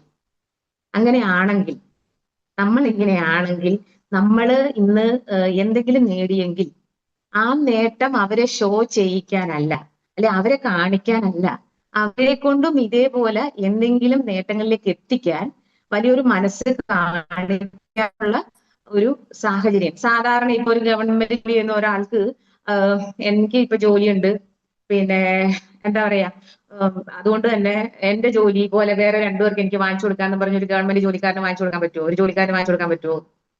അവര് തന്നെ സ്ട്രഗിളിലാണ്. അവർക്ക് എത്ര കാലം അവരവിടെ ഉണ്ടാകാൻ പറ്റുമെന്ന് അറിയില്ല. എങ്ങനെയായിരിക്കും എന്ന് അവർക്കറിയില്ല. അതുപോലെ തന്നെ പ്രൈവറ്റ് സെക്ഷനിൽ, അതായത് ഈ പ്രൈവറ്റൈസേഷൻ എന്ന് പറഞ്ഞാൽ തന്നെ അവിടെ എന്ന് പറയുമ്പം നമ്മൾ ഈ പറയുന്ന scope of direct selling industry, അല്ലെങ്കിൽ ഈ ഒരു നമ്മുടെ ഈ ഒരു MLM മേഖല, അല്ലെങ്കിൽ ഈ ഒരു പിന്നെ ഡയറക്ട് സെല്ലിംഗ് ഇൻഡസ്ട്രിയിലെ ഏറ്റവും വലിയ സ്കോപ്പ് ഞാനിപ്പോ പറയാൻ പോകുന്നതാണ്, ശ്രദ്ധിച്ചോണം. കാരണം നമ്മൾ ഓരോ കാര്യങ്ങൾ ഇങ്ങനെ കണക്ട് ചെയ്ത് പറയുമ്പോൾ പെട്ടെന്ന് നമുക്ക് ക്യാച്ച് ചെയ്യാൻ പറ്റും, അതുകൊണ്ടാണ് പറഞ്ഞത്. അപ്പൊ ഈ പ്രൈവറ്റൈസേഷൻ എന്ന് പറയുമ്പോൾ ഈ സാധാരണ എല്ലാവരുടെയും ജീവിതത്തിൽ സാധാരണക്കാര്, നമ്മളിപ്പം പ്രിവിലേജ് ഉള്ള ആൾക്കാർ, അതായത് സാമ്പത്തികമായിട്ട് ഒരുപാട് ഉയർന്ന തലത്തിൽ നിൽക്കുന്ന ആൾക്കാരുണ്ട്, പാരമ്പര്യമായിട്ട് സ്വത്തും മുതലും ഒക്കെ ഉള്ളവരുണ്ട്. അപ്പൊ ഇതൊന്നും അല്ലാത്ത സാധാരണക്കാരെ കുറിച്ചാണ് നമ്മൾ സംസാരിക്കുന്നത്. അപ്പൊ ഈ സാധാരണക്കാർക്ക് ബാക്ക്ഗ്രൗണ്ട് ഒന്നും ഇല്ലാത്തവർക്ക് ഇപ്പൊ ഒരു ഗവൺമെന്റ് ജോലിയോ ഒരു പ്രൈവറ്റൈസേഷനോ ഇവിടെയൊക്കെ എന്താണ്, നമ്മൾ അതിൻ്റെതായ സർട്ടിഫിക്കറ്റ്സ് കൊടുക്കണം, അക്കാഡമിക് സർട്ടിഫിക്കറ്റ്സ് കൊടുക്കണം, എക്സ്പീരിയൻസ് കൊടുക്കണം. അതുപോലെ തന്നെ അവർക്ക് വേണ്ടിയിട്ട് നമ്മൾ ജോലി ചെയ്യണം, അല്ലെ? അവിടെ എന്താണ്, ബോസ് സിസ്റ്റം ആണ്. അവിടെ അവര് പറയുന്ന സമയത്ത് രാവിലെ ഇത്ര മണി മുതൽ അവര് പറയുന്ന ഇത്ര സമയം വരെ വർക്കിംഗ് അവർ ആണ്. അവിടെ നമ്മൾ പോയി കൃത്യമായിട്ട് അവര് നമ്മളെ ഏൽപ്പിക്കുന്ന ജോലികളെല്ലാം ചെയ്തേ പറ്റൂ.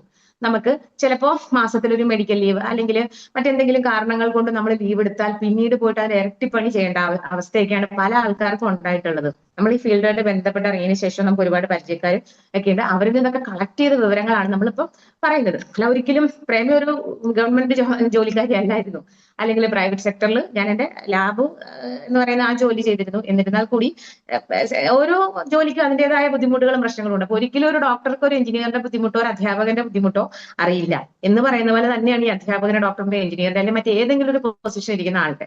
അപ്പം ഇതെല്ലാം കൂടെ കൂട്ടിച്ചേർത്ത് പോകാൻ ഈ ഡോക്ടറോട് ബിസിനസ് പറയാനും എഞ്ചിനീയറോട് പറയാനും അധ്യാപകനോട് പറയാനും കൂലിപ്പണിക്കാരനോട് പറയാനും അല്ലെങ്കിൽ ജീവിക്കാൻ താല്പര്യമുണ്ട് പക്ഷെ എനിക്ക് നടക്കാൻ പറ്റൂല, ഞാൻ വീൽ ചെയറിലാണ് അല്ലെങ്കിൽ ഞാൻ കിടന്ന എഴയാണെന്ന് പറയുന്ന ഒരാൾക്കും എനിക്ക് ഈ ജോലി ചെയ്യാൻ പറ്റുന്ന അവന് മനസ്സുണ്ടെങ്കിൽ കൊടുക്കാൻ പറ്റുന്ന ഒരു ജോലിയാണ് ഞാൻ ഇന്ന് ചെയ്യുന്നത് എന്നുള്ളൊരു ആത്മാഭിമാനം അല്ലെങ്കിൽ ഒരു എന്താ പറയുന്നത് കോൺഫിഡൻസ് എനിക്കുണ്ട്, ഇല്ലേ? അപ്പം ഈ ഗവൺമെന്റ് ജോലിക്കാരൻ വന്നിട്ട് ഇതാ നാളെ ഇങ്ങോട്ട് പോരാ, നിനക്ക് ഞാനൊരു ഓപ്പർച്യൂണിറ്റി തരാം, അല്ലെങ്കിൽ നാളെ നിനക്ക് ഞാൻ ഒരു ജോലി ഇത് പറയാം എന്ന് പറയും. പക്ഷെ നമ്മൾ ചില ആൾക്കാർ ജോലിയുടെ കാര്യമൊക്കെ പറഞ്ഞിട്ടുണ്ട്. പ്രൈവറ്റ് ഒരു കടയിൽ നിൽക്കുന്ന ചിലയിടത്തൊക്കെ ചെന്നിട്ട് ഒരു ബേക്കറിയിൽ അല്ലെങ്കിൽ ഒരു തുണിക്കടയിൽ നിൽക്കാൻ പോകുമ്പോൾ ഇതിന്റെ ഇടയ്ക്ക് ഒരു ശുപാർശക്കാരനുണ്ട് അല്ലെങ്കിൽ ഒരാളുണ്ട്.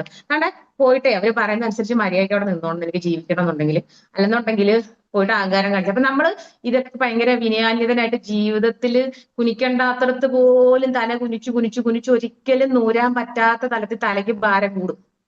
അപ്പം ഇങ്ങനെ ഉള്ള ഈ അവസ്ഥയിൽ എത്ര കാലം കിടന്ന് നരകിച്ച് പണിയെടുത്ത് സ്വപ്നങ്ങളും സന്തോഷങ്ങളും ലൈഫിലെ ഈവൻസും എല്ലാം മാറ്റി വെച്ച്, രോഗാവസ്ഥ പോലും ഞാൻ പറഞ്ഞില്ലേ വയ്യാഴിക പോലും മാറ്റി വെച്ചിട്ട് ജോലി ചെയ്യേണ്ട അവസ്ഥയിലാണ് പല ആൾക്കാരും ഉള്ളത്, തിരിച്ചറിയുന്നില്ല. അപ്പം ഈ ഒരു കാര്യം ഒക്കെ നമ്മൾ നോക്കുമ്പോൾ നമ്മൾ ഏറ്റവും ഭാഗ്യവാനാണ്. കാരണം ഭാഗ്യവന്മാരും ഭാഗ്യവതികളുമാണ്. കാരണം ഈ ഡയറക്ട് സെല്ലിങ്ങിന്റെ ആ ഒരു വലിയ സാധ്യത തിരിച്ചറിഞ്ഞ് ഇതിലേക്ക് വരാൻ നമ്മൾ എന്ന് തയ്യാറെടുത്തോ അന്ന് നമ്മുടെ ലൈഫിൽ ദൈവം ഇടപെട്ടു എന്ന് വിചാരിക്കുക. കാരണം ദൈവം ഇടപെടുക എന്ന് പറഞ്ഞാൽ എന്താണ്?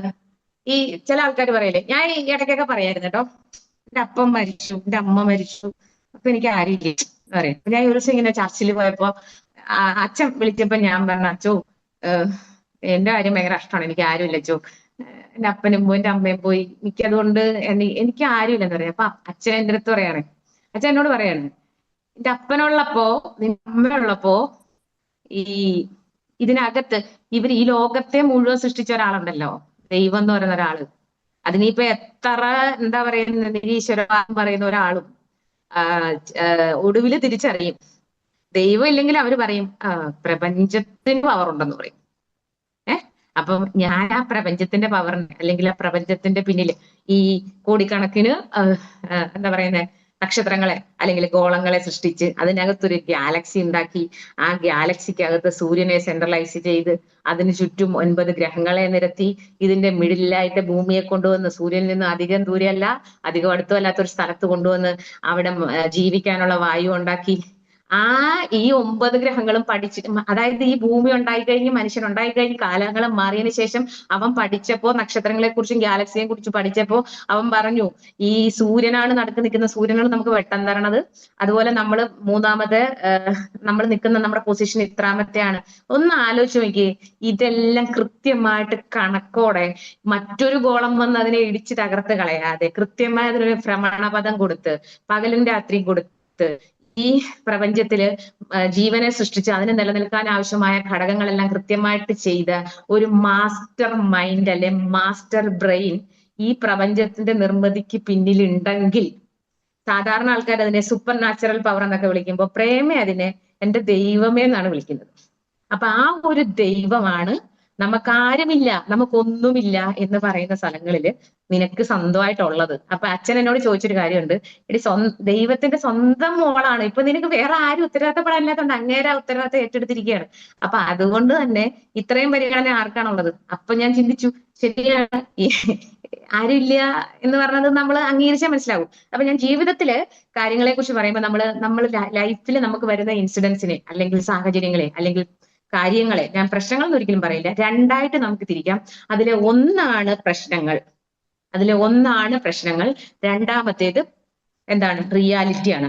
ഈ പ്രശ്നങ്ങൾ എന്ന് പറഞ്ഞാൽ നമ്മൾ അതിന് ചിന്തിച്ച് നമുക്ക് പ്രവർത്തിച്ച് അല്ലെങ്കിൽ നമ്മൾ അതിനനുസരിച്ച് നമ്മൾ പ്രവർത്തിച്ചാൽ അതിന് സൊല്യൂഷൻസ് ഉണ്ടാവും. പ്രശ്നങ്ങൾക്ക് പരിഹാരങ്ങളുണ്ട്. രണ്ടാമത് പറഞ്ഞ റിയാലിറ്റി എന്ന് പറഞ്ഞാൽ അതിനെ നമ്മൾ അംഗീകരിക്കുകയല്ലാതെ അതിന് വേറൊരു സബ്സ്റ്റിറ്റ്യൂഷൻ ഇല്ല, വേറൊരു പരിഹാരം ഇല്ല. റിയാലിറ്റി എന്താണ്? നമ്മൾ അറിയാം, ഇതാണ് സത്യം, റിയാലിറ്റി ഇതാണ്. എന്റെ അപ്പം മരിച്ചുപോയി, ഒരിക്കലും തിരിച്ചു വരൂല, അതിനപ്പുറത്തേക്ക് എനിക്ക് പരിഹാരം ഉണ്ടാക്കാൻ പറ്റൂല. അല്ലെങ്കിൽ എന്റെ അമ്മയില്ല, അത് എന്നത്തേക്കും എന്റെ നഷ്ടമാണ്. ഇന്നലെ പിന്നെ മദേഴ്സ് ഡേ ആയിരുന്നു.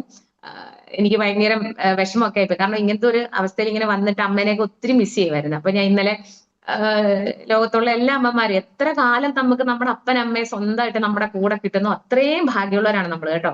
അപ്പൊ നമ്മളത് ചിന്തിക്കുക, അവരുടെയൊക്കെ വാല്യൂ ഒരിക്കൽ പോലും ഒരു ദിവസമെങ്കിലും കാണാൻ പറ്റുന്നുണ്ടെങ്കിൽ പോയി കാണുക, ആഗ്രഹങ്ങൾ ചോദിക്കുക, പറ്റുന്നതാണെങ്കിൽ ചെയ്തു കൊടുക്കുക, കൂടെ നിർത്തുക, കൂടെ സംസാരിക്കുക. അല്ലാതെ പ്രായമായ മനുഷ്യരുടെ മൂലയ്ക്ക് ഒരു കസേരയിലെത്തുന്ന സിസ്റ്റം അവസാനിപ്പിക്കുക. ചെന്ന് നമ്മളെ അവർ കൊണ്ടുവരണമെന്ന് ആലോചിച്ച് നോക്കിയപ്പാ അല്ലേ, അവരെത്ര ഇന്നത്തെ കാലത്ത് എന്തൊക്കെ നമുക്ക് സമയം കൊല്ലാനായിട്ട് കാര്യങ്ങളുണ്ട്. ജനിച്ചു കഴിഞ്ഞാൽ ഒരു കുഞ്ഞിന്റെ ഒരു മൊബൈൽ കണ്ണ് തുറന്ന് നോക്കാൻ തുടങ്ങിയ ഒരു മൊബൈൽ എടുത്ത് കൊച്ചിന്റെ കൊടുക്കുക, പിന്നെ അതിനെ നോക്കിയാ വേണ്ട. ഈ അമ്മ മൊബൈൽ നോക്കിക്കൊണ്ട് കുഞ്ഞിന്റെ വായിൽ ഭക്ഷണം വെച്ചു കൊടുക്കുന്ന അവസ്ഥയാണ് ഇന്നുള്ളത്. പക്ഷെ അന്ന് അങ്ങനെയല്ല, തീയിലും വെള്ളത്തിലും നല്ല വീടില്ല, എന്താ ഉറുമ്പും അങ്ങനെ എന്താ പറയാ പണ്ടൊക്കെയുള്ള അവസ്ഥകൾ പറയണേ. എന്റെ കൊച്ചിലെയൊന്നും അത്ര ഇല്ല, എന്നാലും എന്റെ അമ്മയൊക്കെ പറയാൻ കേട്ടിട്ടുണ്ട് അവരുടെയൊക്കെ കാലത്തൊക്കെ ഭയങ്കര ബുദ്ധിമുട്ട്. അങ്ങനത്തെ ഒരു സാഹചര്യത്തിൽ അവരുടെ ലൈഫിന്റെ കൂടുതൽ ഭാഗവും 95% ഇൻവെസ്റ്റ് ചെയ്തിട്ടാണ് നമ്മളെ അവർ വളർത്തിയെന്നുള്ളത് ഒരിക്കലും ഒരിക്കലും ഒരിക്കലും മറന്നു പോരുത്. കാരണം ഇന്നിവിടെ നമ്മൾ വന്നിരിക്കുന്നത് ഡയറക്ട് സെല്ലിംഗ് ഇൻഡസ്ട്രീനെ കുറിച്ച് സംസാരിക്കാനാണെങ്കിലും ലൈഫിൽ നമ്മൾ നമ്മുടെ ഇമോഷൻസിനെ, നമ്മുടെ ബന്ധങ്ങളെ നമ്മൾ എത്രത്തോളം വാല്യുബിൾ ആയിട്ട് കാണുന്നു എന്നുള്ളത് നമ്മുടെ ബിസിനസിന്റെ വളർച്ചയ്ക്ക് വളരെ നല്ലതാണ്. എന്തായാലും ആത്മാർത്ഥതയും സത്യസന്ധതയും എന്നും ഈ ലോകത്ത് പരിഗണിക്കപ്പെടുന്ന കാര്യങ്ങളാണ്, ഈ ലോകത്തിൽ വാല്യൂ ഉള്ള കാര്യങ്ങളുമാണ്. നമ്മൾ എത്രത്തോളം അതിനെ കീപ്പ് ചെയ്യുന്നു അതനുസരിച്ച് നമുക്ക് വളരെ പതിയാണെങ്കിലും വളർച്ചയിലെത്താൻ സാധിക്കും. ആ വളർച്ച നമുക്ക് നിലനിൽക്കുന്ന വളർച്ചയായിരിക്കും. ഒരിക്കലും ചതിയിലൂടെയോ വഞ്ചനയിലൂടെയോ മറ്റൊരു ആളെ ദൂഷിച്ചോ ദ്രോഹിച്ചോ നമ്മൾ ഉണ്ടാക്കിയെടുക്കുന്ന നേട്ടങ്ങളൊന്നും നമുക്ക് ലൈഫിൽ നിലനിൽക്കില്ല. അപ്പോ ഇതുപോലെ തന്നെ ലൈഫിൽ വലിയ ക്രിട്ടിക്കൽ ആയിട്ടുള്ള സിറ്റുവേഷൻസ് വന്നാൽ പോലും തമ്പുരാൻ ഇടപെട്ട് നമ്മളെ ജീവിപ്പിക്കും. അതാണ് നമ്മുടെ പ്രവൃത്തി നമുക്ക് തരുന്ന അല്ലെങ്കിൽ നമ്മൾ ചെയ്തിട്ടുള്ള എന്താ പറയുന്നത് നേട്ടം. അപ്പോ എന്നെ സംബന്ധിച്ച് ഞാൻ ഇത്രയും എന്താ പറയുന്നത് സൈക്കോളജിക്കലായിട്ട് അല്ലെങ്കിൽ മീൻസ് മാനസികാവസ്ഥയെ കുറിച്ച് സംസാരിച്ചത് ഞാൻ ഇങ്ങനത്തെ ഒരു അവസ്ഥയിൽ നിന്ന് കടന്നു വന്നതുകൊണ്ടാണ് കേട്ടോ. അപ്പൊ അതുകൊണ്ട് തന്നെ എന്തെങ്കിലും ചെറിയ ചെറിയ പ്രശ്നങ്ങളൊക്കെ ആർക്കെങ്കിലും ഒക്കെ ഉണ്ടെങ്കിൽ ഒരിക്കലും തളർന്നു പോരുത്. നമുക്ക് വലിയൊരു സാധ്യതയാണ്, അല്ലെങ്കിൽ വലിയൊരു കാരണം ഈ ബയോട്ടോറിയം മാഗ്നറ്റിക്സ് എന്ന് പറയുന്ന ഈ ഒരു കമ്പനിയിൽ അല്ലെങ്കിൽ നമ്മൾ ഈ ബയോട്ടോറിയം ഈ ഒരു പ്രൈവറ്റ് ലിമിറ്റഡിലേക്ക് വന്നപ്പോ നമ്മളെല്ലാവരും ഞാൻ പറഞ്ഞില്ലേ ദൈവം തൊട്ടവരാണ്, ഭാഗ്യമുള്ളവരാണ്. കാരണം ഇതിനു മുമ്പൊക്കെ വന്നു കഴിഞ്ഞ ഒരുപാട് കമ്പനീസ് ഒക്കെ ഉണ്ടായിരുന്നു, അതിനൊന്നും ഇത്രത്തോളം നിലനിൽക്കാൻ പറ്റിയിട്ടില്ല. അപ്പൊ ഇവിടെ ഇപ്പം ഞാന് ഈ ഒരു ഇവൈറ്റോറി ഏറ്റെടുത്ത കാലം മുതൽ ഇങ്ങോട്ട് ഇന്ന് വരെ ഒരു തളർച്ചയില്ലാതെ വളർന്നുകൊണ്ടേയിരിക്കുന്ന ഒരു സിസ്റ്റം അല്ലെങ്കിൽ ഒരു ഒരു ഒരു ഒരു നെറ്റ്വർക്ക് കമ്പനി എന്ന് പറയുന്നതാണ് ഈ ബയോട്ടോറിയോ ആണ്. അതുകൊണ്ട് ഇന്ന് വന്നവർക്കും 4 വർഷത്തിന് മുമ്പ് വന്നവർക്കും ഒരേപോലത്തെ സാധ്യതയാണ്. അത് നിങ്ങൾ മനസ്സിലാക്കുക. ഇപ്പൊ ഇന്ന് നമ്മൾ മുമ്പ് ഒരാള് 1 കോടി മേടിച്ചു, 2 കോടി മേടിച്ചു, 10 കോടി മേടിച്ചു എന്നൊക്കെ പറയുമ്പോ ആരും അയ്യോ ഇനി ഞാൻ എന്നാണ് ഇത് മേടിക്കുന്നതെന്ന് ഒരിക്കലും ചിന്തിക്കരുത്. കാരണം നമ്മുടെ മുമ്പിലുള്ള സാധ്യത അതുപോലെയാണ് അല്ലേ? നമ്മുടെ ഇന്ത്യയിൽ 140 അല്ലെങ്കിൽ ഏകദേശം 150 കോടിക്കടുത്ത ജനങ്ങൾ ഉള്ള ഒരു ഇന്ത്യയിലാണ് നമ്മൾ താമസിക്കുന്നത്. അത് ഒന്ന് നിങ്ങൾ മനസ്സിലാക്കുക. ലോകം മുഴുവൻ, അതായത് മറ്റു വ്യാവസായിക രീതിയിലും അല്ലെങ്കിൽ മാർക്കറ്റിംഗ് ചെയ്യുന്ന പല രാജ്യങ്ങളും, അതായത് ചൈന ഉൾപ്പെടെ, അമേരിക്ക ഉൾപ്പെടെ, റഷ്യ ഉൾപ്പെടെ മറ്റുള്ള എല്ലാ രാജ്യങ്ങളും വളരെ അവര് നോക്കുന്ന അവരുടെ മാർക്കറ്റാണ് ഇന്ത്യ. കാരണം ഇന്ത്യക്കാർക്ക് ഒരു പ്രത്യേകതയുണ്ട്, സ്വന്തമായിട്ട് ഒന്നും മെനക്കെട്ട് ചെയ്യാൻ വലിയ ഇഷ്ടമില്ല. ആരെങ്കിലുമൊക്കെ ഫ്രീ ആയിട്ട് ഇവിടെ നിന്ന് തൊട്ട് കഴിഞ്ഞാൽ സംഭവം ഇങ്ങനെ ശരിയാവുമെന്ന് പറഞ്ഞാൽ അവർ എത്ര രൂപയാണെങ്കിലും അത് കൊടുത്ത് വാങ്ങാൻ തയ്യാറാണ്.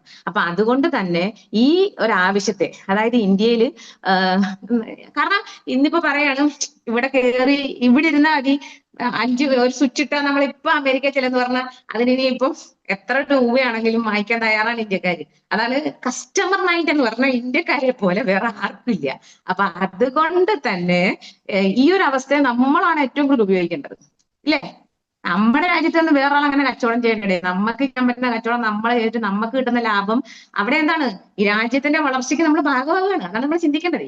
നമ്മുടെ ഈ ഇൻഡസ്ട്രിയിൽ ജോലി ചെയ്യുമ്പോൾ മറ്റൊരാൾ ഏതൊരാൾ അടയ്ക്കുന്നതിനേക്കാൾ കൂടുതൽ GST നമ്മൾ അടയ്ക്കുന്നു. അതുകൊണ്ട് തന്നെ നാളെ നമ്മുടെ നാട്ടിൽ നല്ലൊരു റോഡോ നല്ലൊരു പാലമോ നല്ല എന്ത് സർക്കാരിന്റെ ഭാഗത്തുനിന്ന് എന്ത് സംഭവം വന്നാലും മനസ്സുകൊണ്ട് പറയാം, പ്രേമയുടെ കൂടെ കാശാണേ, പ്രേമ വായിട്ടലച്ചാണ്, പ്രേമ ബോൾഡായിട്ട് നിന്ന സ്ഥലത്ത് കിട്ടിയ വരുമാനമാണ് ഇതെന്ന് അന്തസ്സായിട്ട് നമുക്ക് പറയാം, ഇല്ലേ? രാജ്യത്തിന്റെ പുരോഗതിയുടെ ഭാഗമാണെന്ന് പറഞ്ഞാൽ ഇപ്പൊ തന്നെ നമ്മുടെ രാജ്യം വളരെ എന്താണ് യുദ്ധാവസ്ഥയാണ്, യുദ്ധഭീതിയുണ്ട്. എന്നിരുന്നാലും ശരി, നമ്മൾ ചിന്തിക്കേണ്ട ഒരു കാര്യം എന്ന് പറഞ്ഞാൽ നമ്മുടെയൊക്കെ വരുമാനം, ഇല്ലേ?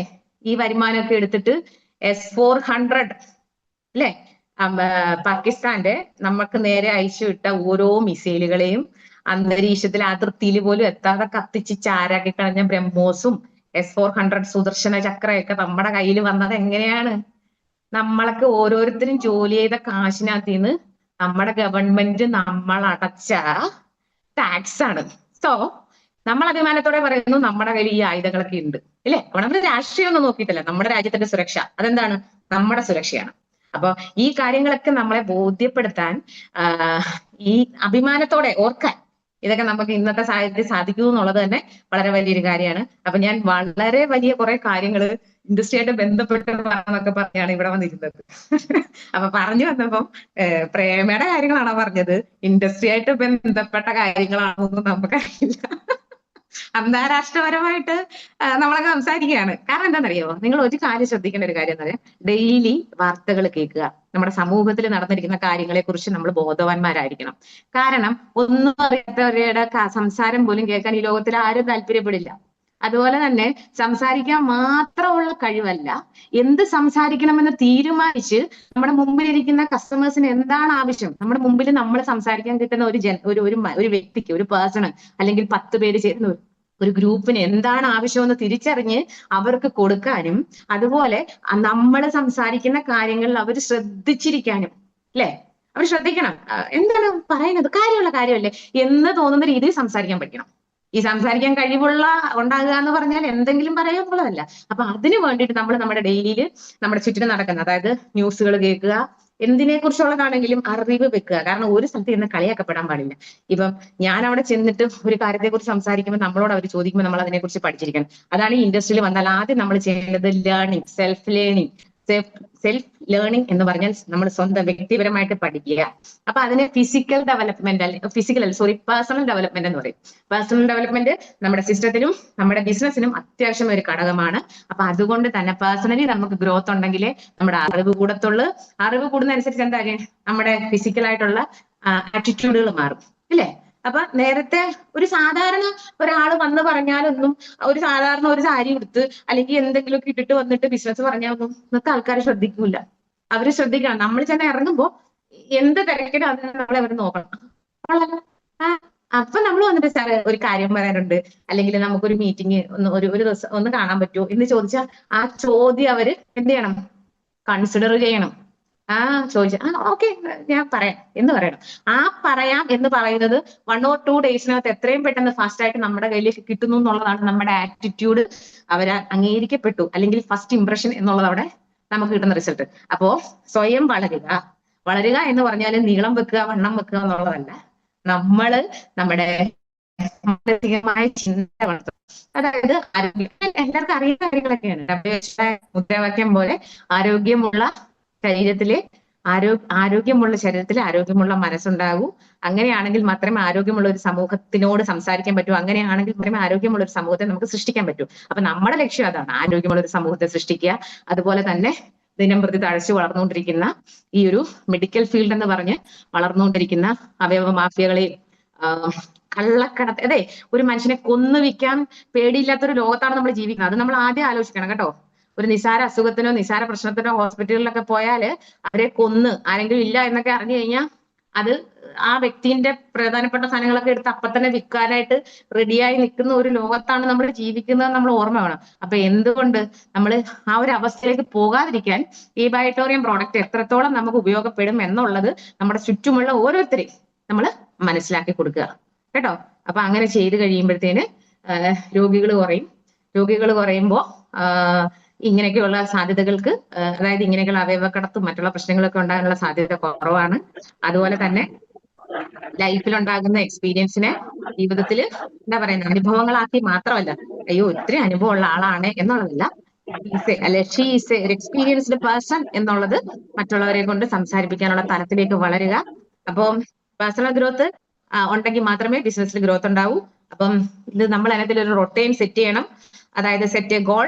അതുപോലെ നമ്മുടെ എങ്ങനെ നമുക്ക് വിജയിക്കണം, അതിന് എക്സ്പീരിയൻസ്ഡ് ആയിട്ടുള്ള ആൾക്കാരുമായിട്ട്, അതായത് നമ്മുടെ സിസ്റ്റം കൈകാര്യം ചെയ്യുന്ന എക്സ്പീരിയൻസ്ഡ് ആയിട്ടുള്ള ആൾക്കാർ, അതായത് നമ്മുടെ ബഹുമാനപ്പെട്ട നമ്മുടെ ലീഡേഴ്സ് എല്ലാവരും, മനോജ് സാറ്, ഡാനി സാറ്, നമ്മുടെ അഭിലാഷ് ജി, സുധിച്ചേട്ടൻ, അങ്ങനെ ഒത്തിരി നമ്മുടെ ലീഡേഴ്സ് ഉണ്ട് അല്ലേ. നമ്മളോട് ഭയങ്കരമായിട്ട് നമ്മുടെ വീട്ടിലുള്ള ആൾക്കാരെ പോലെ നമ്മളെ സ്നേഹിച്ച് കൂടെ നിൽക്കുന്ന നമ്മുടെ ലീഡേഴ്സിനെയാണ് നമുക്ക് കിട്ടിയിരിക്കുന്നത്. അതുകൊണ്ട് തന്നെ ഏത് രാത്രിയിലും പകലും വിളിച്ച് എന്തെല്ലാം സംശയങ്ങളോടെ ചോദിക്കുക.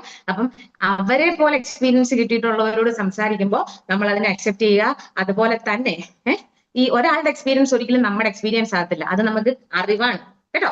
വേറൊരാൾ പറയുന്നത്, ഇപ്പം മനോജ് സാർ പറയുന്നതോ അല്ലെങ്കിൽ ഡാനി സാർ പറയുന്നതോ അല്ലെങ്കിൽ നമ്മുടെ ലീഡേഴ്സ് ഒക്കെ പറയുന്നതോ അവരുടെ എക്സ്പീരിയൻസ് നമുക്ക് കിട്ടുന്ന അറിവാണ്. അതൊരിക്കലും അതേ രീതിയിൽ നമ്മുടെ ലൈഫിൽ ഒരിക്കലും നടക്കില്ല. അപ്പം അതിനെ എങ്ങനെ നമ്മുടെ ലൈഫിൽ ഉപയോഗിക്കാം എന്നുള്ളത് സ്വന്തമായിട്ട് ചിന്തിക്കുക. എന്തെങ്കിലും സംശയം ഉണ്ടെങ്കിൽ ലീഡേഴ്സിനോട് ചോദിക്കുക. അതിനനുസരിച്ച് ഞാൻ ഒരു കാര്യം പ്രത്യേകം പറയാം, നമ്മൾ ഒരിക്കലും റോ മെറ്റീരിയൽസ് ആവരുത്. റോ മെറ്റീരിയൽസ് എന്ന് പറഞ്ഞു കഴിഞ്ഞാൽ അത് ഉണ്ടാക്കാൻ ഉപയോഗിക്കുന്ന സാധനങ്ങളാവരുത്. ആ സാധനം എത്രത്തോളം എന്താണെന്ന് തിരിച്ചറിഞ്ഞ് അതായിട്ട് മാറാൻ ശ്രമിക്കുക. റോ മെറ്റീരിയൽസ് ആകരുത്. അത് അങ്ങനെയുള്ള ഒരു വ്യക്തിക്ക് ഒരിക്കലും എന്താണ് ബിസിനസ് ആയാലും, കാരണം നമ്മൾ വന്നിരിക്കുന്ന ഒരു അവസ്ഥയില്ല, നമുക്ക് ജീവിച്ചേ പറ്റുള്ളൂ. എനിക്ക് മുന്നോട്ട് പോയേ പറ്റൂ. എനിക്ക് ബിസിനസ് ചെയ്യണം, ആ ബിസിനസ്സിലൂടെ എനിക്ക് ജയിക്കണം. അങ്ങനെയാണെങ്കിൽ ഈ ബിസിനസിന്റെ ഇതിന് എന്തെല്ലാം സാധ്യതകളുണ്ടോ ആ സാധ്യതകളെ കുറിച്ച് പഠിക്കാൻ തയ്യാറാകുക. അതുപോലെ തന്നെ നിങ്ങൾ ഒരു കാര്യം മനസ്സിലാക്കുക, നിങ്ങളിപ്പോ ഈ ഒരു പ്രോഡക്റ്റ് ഉപയോഗിച്ച് അതിന് കിട്ടിയ റിസൾട്ട് മുഖാന്തരം വന്നവരുണ്ടാകാം. എക്സ്പീരിയൻസോ ഈ സിസ്റ്റത്തെ കുറിച്ചോ ഈ ഒരു ഫീൽഡിനെ കുറിച്ച് യാതൊരു അറിവില്ലാതെ വന്നിട്ട് പൈസ ഉണ്ടാക്കിയ ആൾക്കാർ ഇന്ന് ഈ വൈറ്റോറിയത്തിൽ ഒരുപാട് പേരുണ്ട്. അപ്പം അതല്ല നമ്മൾ നിലനിർത്തിക്കൊണ്ട് പോകേണ്ടത്. സെയിൽസ് എന്ന് പറഞ്ഞാൽ എവിടെയെങ്കിലും ചെന്ന് സ്റ്റോപ്പ് ആവുന്ന ഒരു കാര്യമാണ്. പക്ഷെ നമ്മുടെ ബിസിനസ്, അതായത് നെറ്റ്വർക്കർ ആവുക എന്നുള്ളതാണ് നമ്മുടെ ജീവിതത്തിന്റെ ലക്ഷ്യമായിട്ട് എടുക്കേണ്ടത്. അതിനായിട്ട് എന്ത് ചെയ്യണം? നമ്മൾ സെയിൽസിനെ പ്രൊമോട്ട് ചെയ്യാതെ നമ്മുടെ കൂടെ നിൽക്കുന്ന മിടുക്കരായ ആൾക്കാരെ ക്രിയേറ്റ് ചെയ്യുക. ഓക്കെ, നിങ്ങളൊന്ന് അങ്ങനെ ക്രിയേറ്റ് ചെയ്ത് പോകുമ്പോൾ മാത്രമാണ് നിങ്ങളുടെ ബിസിനസ് നിങ്ങൾ നിങ്ങൾ ആഗ്രഹിക്കുന്ന കാലം വരെ നിലനിൽക്കുക. ഇല്ലെങ്കിൽ ഒരിക്കലും നിങ്ങൾ സെയിൽസ് മാത്രം ചെയ്താൽ ഒരിക്കലും നിങ്ങളുടെ ബിസിനസ് നിലനിൽക്കില്ല. ഒരു സമയത്ത് നിങ്ങൾക്ക് അത് ഇട്ടിട്ട് പോകേണ്ടി വരും. അങ്ങനെ ഇട്ടിട്ട് പോകുമ്പോൾ ഉണ്ടാകുന്ന ഒരു പ്രശ്നം എന്താണെന്ന് വെച്ചാൽ ഈ ബിസിനസ്സിനോടും ഈ ഇൻഡസ്ട്രിയോടുള്ള നിങ്ങളുടെ വിശ്വാസമാണ് അവിടെ നശിച്ചു പോകുന്നത്. പിന്നീട് ഒരാൾ പോലും നിങ്ങളെ ഇതിലേക്ക് തിരിച്ചു കൊണ്ടുവരാൻ നിങ്ങൾക്ക് വന്ന് എന്തൊക്കെ പറഞ്ഞാലും നിങ്ങൾക്ക് അതിന് മനസ്സുണ്ടാവില്ല. അപ്പൊ നിങ്ങൾ തിരിച്ചറിയേണ്ട ഒരു കാര്യം എന്താണ്? സെയിൽസ് അല്ല നിങ്ങൾ പ്രൊമോട്ട് ചെയ്യേണ്ടത്, മിടുക്കരായ ആൾക്കാരെ, ബിസിനസ് ചെയ്യാൻ കഴിവുള്ള ആൾക്കാരെ ടീമിൽ നിലനിർത്തിക്കൊണ്ട് പോകാനാണ് നിങ്ങൾ ശ്രമിക്കേണ്ടത്. അതുകൊണ്ട് തന്നെ നമ്മുടെ ബിസിനസ്സിൽ മറ്റെന്തിനേക്കാളും ഇപ്പൊ പ്രോഡക്റ്റിനെ കുറിച്ച് എല്ലാവർക്കും അറിയാം, ഗുണങ്ങൾ അറിയാം, പറയാനറിയാം, ഡെമോൺസ്ട്രേഷൻ കൊടുക്കാൻ അറിയാം, സകലതും അറിയാം, പ്രേമിക്കാൻ അറിയാം. അതുകൊണ്ട് തന്നെ പ്രേമ ഇന്ന് നമ്മുടെ ഇവരുടെ പ്രോഡക്റ്റിനെ കുറിച്ച് ഒന്നും പറഞ്ഞില്ല. പക്ഷേ ഇതെങ്ങനെയാണ് നമ്മളിത് ഇംപ്ലിമെന്റ് ചെയ്യുന്നത്, അതാണ് നമ്മൾ ശ്രദ്ധിക്കേണ്ടത്. അപ്പോ നമുക്കിപ്പോ സമയം 6:59 എനിക്ക് അനുവദിച്ചിരിക്കുന്ന സമയം കഴിഞ്ഞിരിക്കുകയാണ്. അപ്പൊ എന്നിരുന്നാലും ശരി, ഞാൻ ഇവിടെ പറഞ്ഞത് എല്ലാവർക്കും ഏതെങ്കിലും തരത്തിൽ പ്രയോജനപ്പെടട്ടെ എന്ന് പ്രാർത്ഥിക്കുന്നു, വിചാരിക്കുന്നു. അപ്പൊ അതുപോലെ ഇനിയും ഇതുപോലെ അവസരങ്ങൾ നമുക്ക് കിട്ടുമ്പോൾ പ്രേമയ്ക്ക് ഇങ്ങനെ സംസാരിക്കാനുള്ള സാഹചര്യങ്ങളൊക്കെ കിട്ടുമ്പോൾ നമുക്കിങ്ങനെ പല വിഷയങ്ങളെ കുറിച്ച് സംസാരിക്കാം. അപ്പം ഞാൻ ഈ ഒരു ഇൻഡസ്ട്രി, നിങ്ങളോട് ഒരു കാര്യം ഞാൻ വളരെ സന്തോഷത്തോടെ പറയട്ടെ, ഞാൻ ഇൻഡസ്ട്രിയിൽ നിന്ന് മാറി നിൽക്കാൻ തുടങ്ങിയിട്ട് കുറച്ച് കാലമായി. എന്നിരുന്നാൽ പോലും ഞാൻ ഇതിൽ നിന്നതിന്റെ, എന്നെ കുറിച്ച് അറിയാവുന്ന എന്റെ ആൾക്കാർ, എന്നെ മനസ്സിലാക്കിയ എന്റെ ടീമാണ് ഇന്ന് പ്രേമയെ ഈ ഒരു പ്രോഗ്രാമിലേക്ക്, ഈ വലിയൊരു ടീമിന്റെ മോർണിംഗ് സെക്ഷനിൽ നടക്കുന്ന ഈ വലിയൊരു പ്രോഗ്രാമിലേക്ക് പ്രേമ ഇൻവൈറ്റ് ചെയ്ത് ഇവിടെ സംസാരിക്കാൻ ഒരു അവസരം തന്നത്.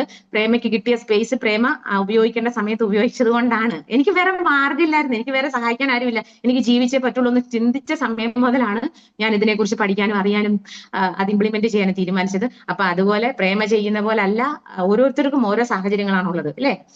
സാഹചര്യങ്ങള് സാധ്യതകളൊക്കെ പല രീതിയിലാണ് ഉപയോഗിക്കാൻ പറ്റുന്നത്. അപ്പൊ എങ്ങനെയാണ് നമ്മുടെ സാഹചര്യം നമ്മൾ തിരിച്ചറിഞ്ഞ് നമ്മുടെ ലീഡേഴ്സിന്റെ അഭിപ്രായങ്ങൾ ചോദിക്കുക. ഒരിക്കലും സ്വന്തമായിട്ട് എനിക്ക് അറിയാന്ന് പറഞ്ഞ് ചെയ്യാൻ തുടങ്ങരുത്.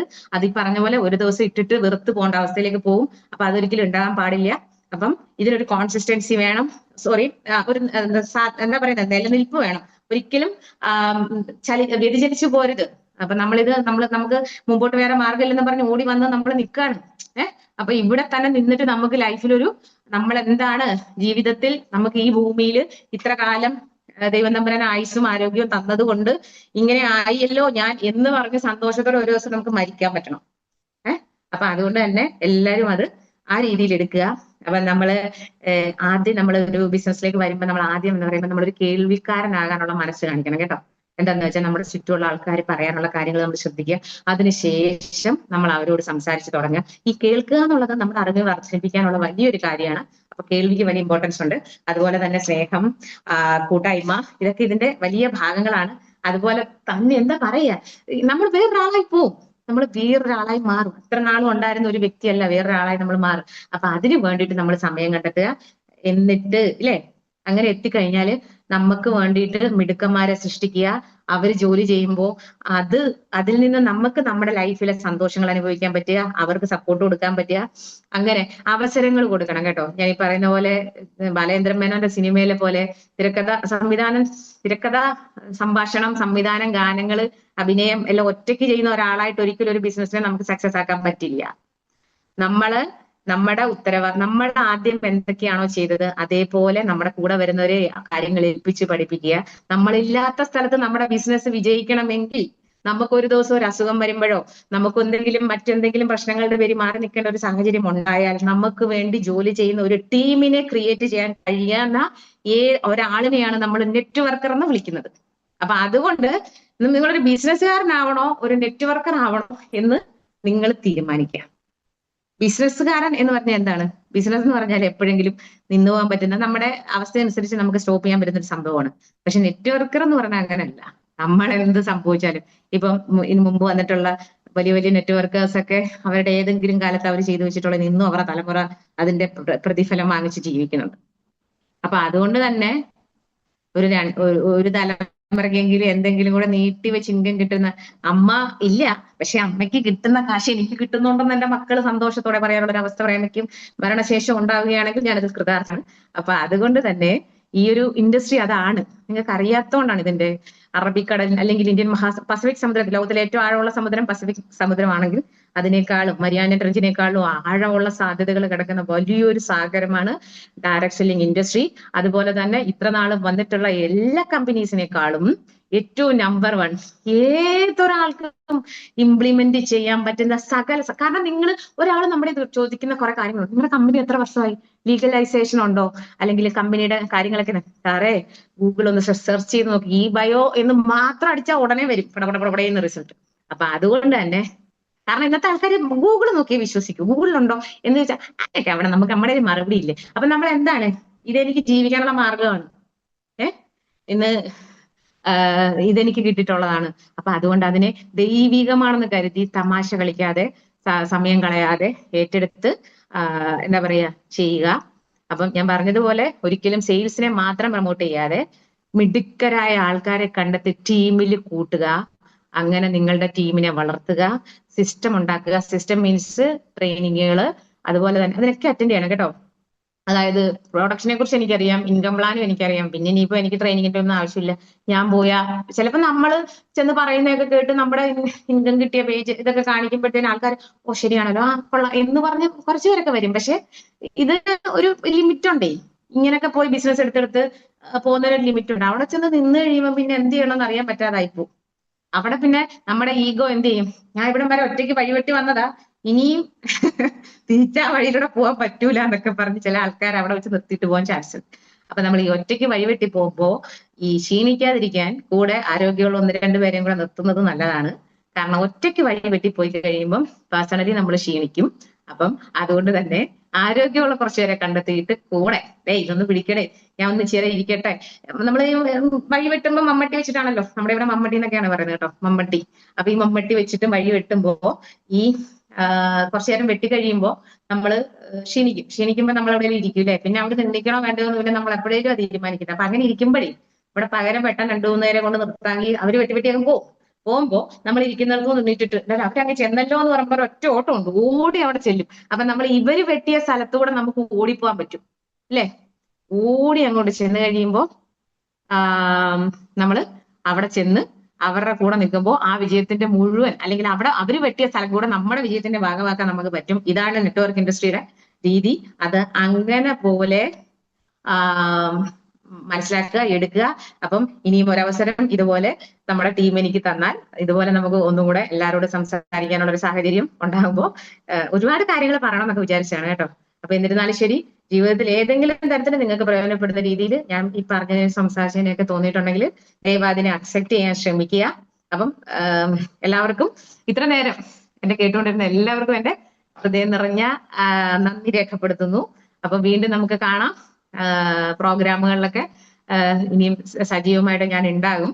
അപ്പം എല്ലാവർക്കും ഒരിക്കൽ കൂടി നന്ദി പറയുന്നു, നമ്മുടെ ഗ്രേറ്റ് ലീഡേഴ്സിനെല്ലാം. അതുപോലെ എനിക്ക് ഈ അവസരം തന്ന നിങ്ങൾക്ക് എല്ലാവർക്കും എന്റെ പേരിൽ, നമ്മുടെ ഈ ബൈറ്റോറിയത്തിന്റെ പേരിൽ, നമ്മുടെ ടീമിന്റെ പേരിൽ ഹൃദയം നിറഞ്ഞ നന്ദി പറഞ്ഞുകൊണ്ട് ഞാൻ അവസാനിപ്പിക്കുന്നു. അപ്പോൾ എല്ലാവർക്കും താങ്ക്സ്.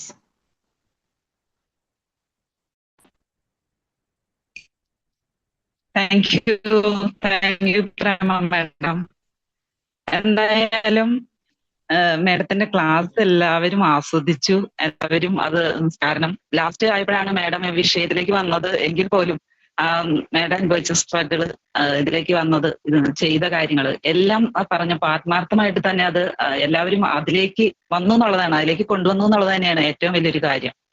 എന്തായാലും നമുക്ക് ഇത്രയും നല്ലൊരു മോട്ടിവേഷൻ കിട്ടി. നമ്മുടെ ഓരോരുത്തരുടെയും ജീവിതത്തിൽ ഇതുപോലെ എല്ലാവരും പല പല ഇതേ രീതിയിൽ അല്ലെങ്കിൽ മറ്റൊരു രീതിയിൽ സ്ട്രഗിൾ അനുഭവിക്കുന്ന വ്യക്തികൾ തന്നെയാണ്. ആരൊക്കെ കൂടെയുണ്ടെന്ന് പറഞ്ഞാലും ചില സമയത്ത് നമ്മൾ ഒറ്റപ്പെട്ടതുപോലെയാണ്. ആർക്കും ഇല്ലാത്തവർക്ക് ദൈവം ഉണ്ടാവും എന്നൊക്കെ പറയും. അപ്പൊ അതേപോലെ പ്രേമ മാഡത്തിനും നമുക്ക് ഓരോരുത്തർക്കും നമുക്ക് ശക്തി നമ്മുടെ കൂടെ ഉണ്ട്. അത് മനസ്സിലാക്കി നമ്മൾ മുന്നോട്ട് പോവുക. എല്ലാവരും എപ്പോഴും ഉണ്ടാവണം എന്നില്ല. അപ്പൊ പറഞ്ഞത് വളരെ കറക്റ്റ് ആയിട്ടുള്ള കാര്യങ്ങൾ തന്നെയാണ് പ്രേമ മാഡം പറഞ്ഞത്. അപ്പൊ നമുക്കിത് എല്ലാം എങ്ങനെ നമുക്ക് വിജയിക്കാം എന്നുള്ള കാര്യങ്ങളൊക്കെ പറഞ്ഞു വന്നു. പ്രേമ മാഡത്തിന് ടൈം കുറച്ചും കൂടി സമയം വേണമായിരുന്നു. നമുക്ക് എന്തായാലും സമയത്ര കുറവാണ്. എങ്കിൽ പോലും പറഞ്ഞു തന്ന കാര്യങ്ങൾ എല്ലാവർക്കും വളരെ സീരിയസ് ആയിട്ട് തന്നെ എടുത്തിട്ടുണ്ട്. അതെല്ലാവർക്കും മുഖം കണ്ടാൽ അറിയാം. വീഡിയോ ഓൺ ആക്കിയിരിക്കുന്നവരുടെ മുഖം കണ്ടാൽ എല്ലാവർക്കും മനസ്സിലാവും.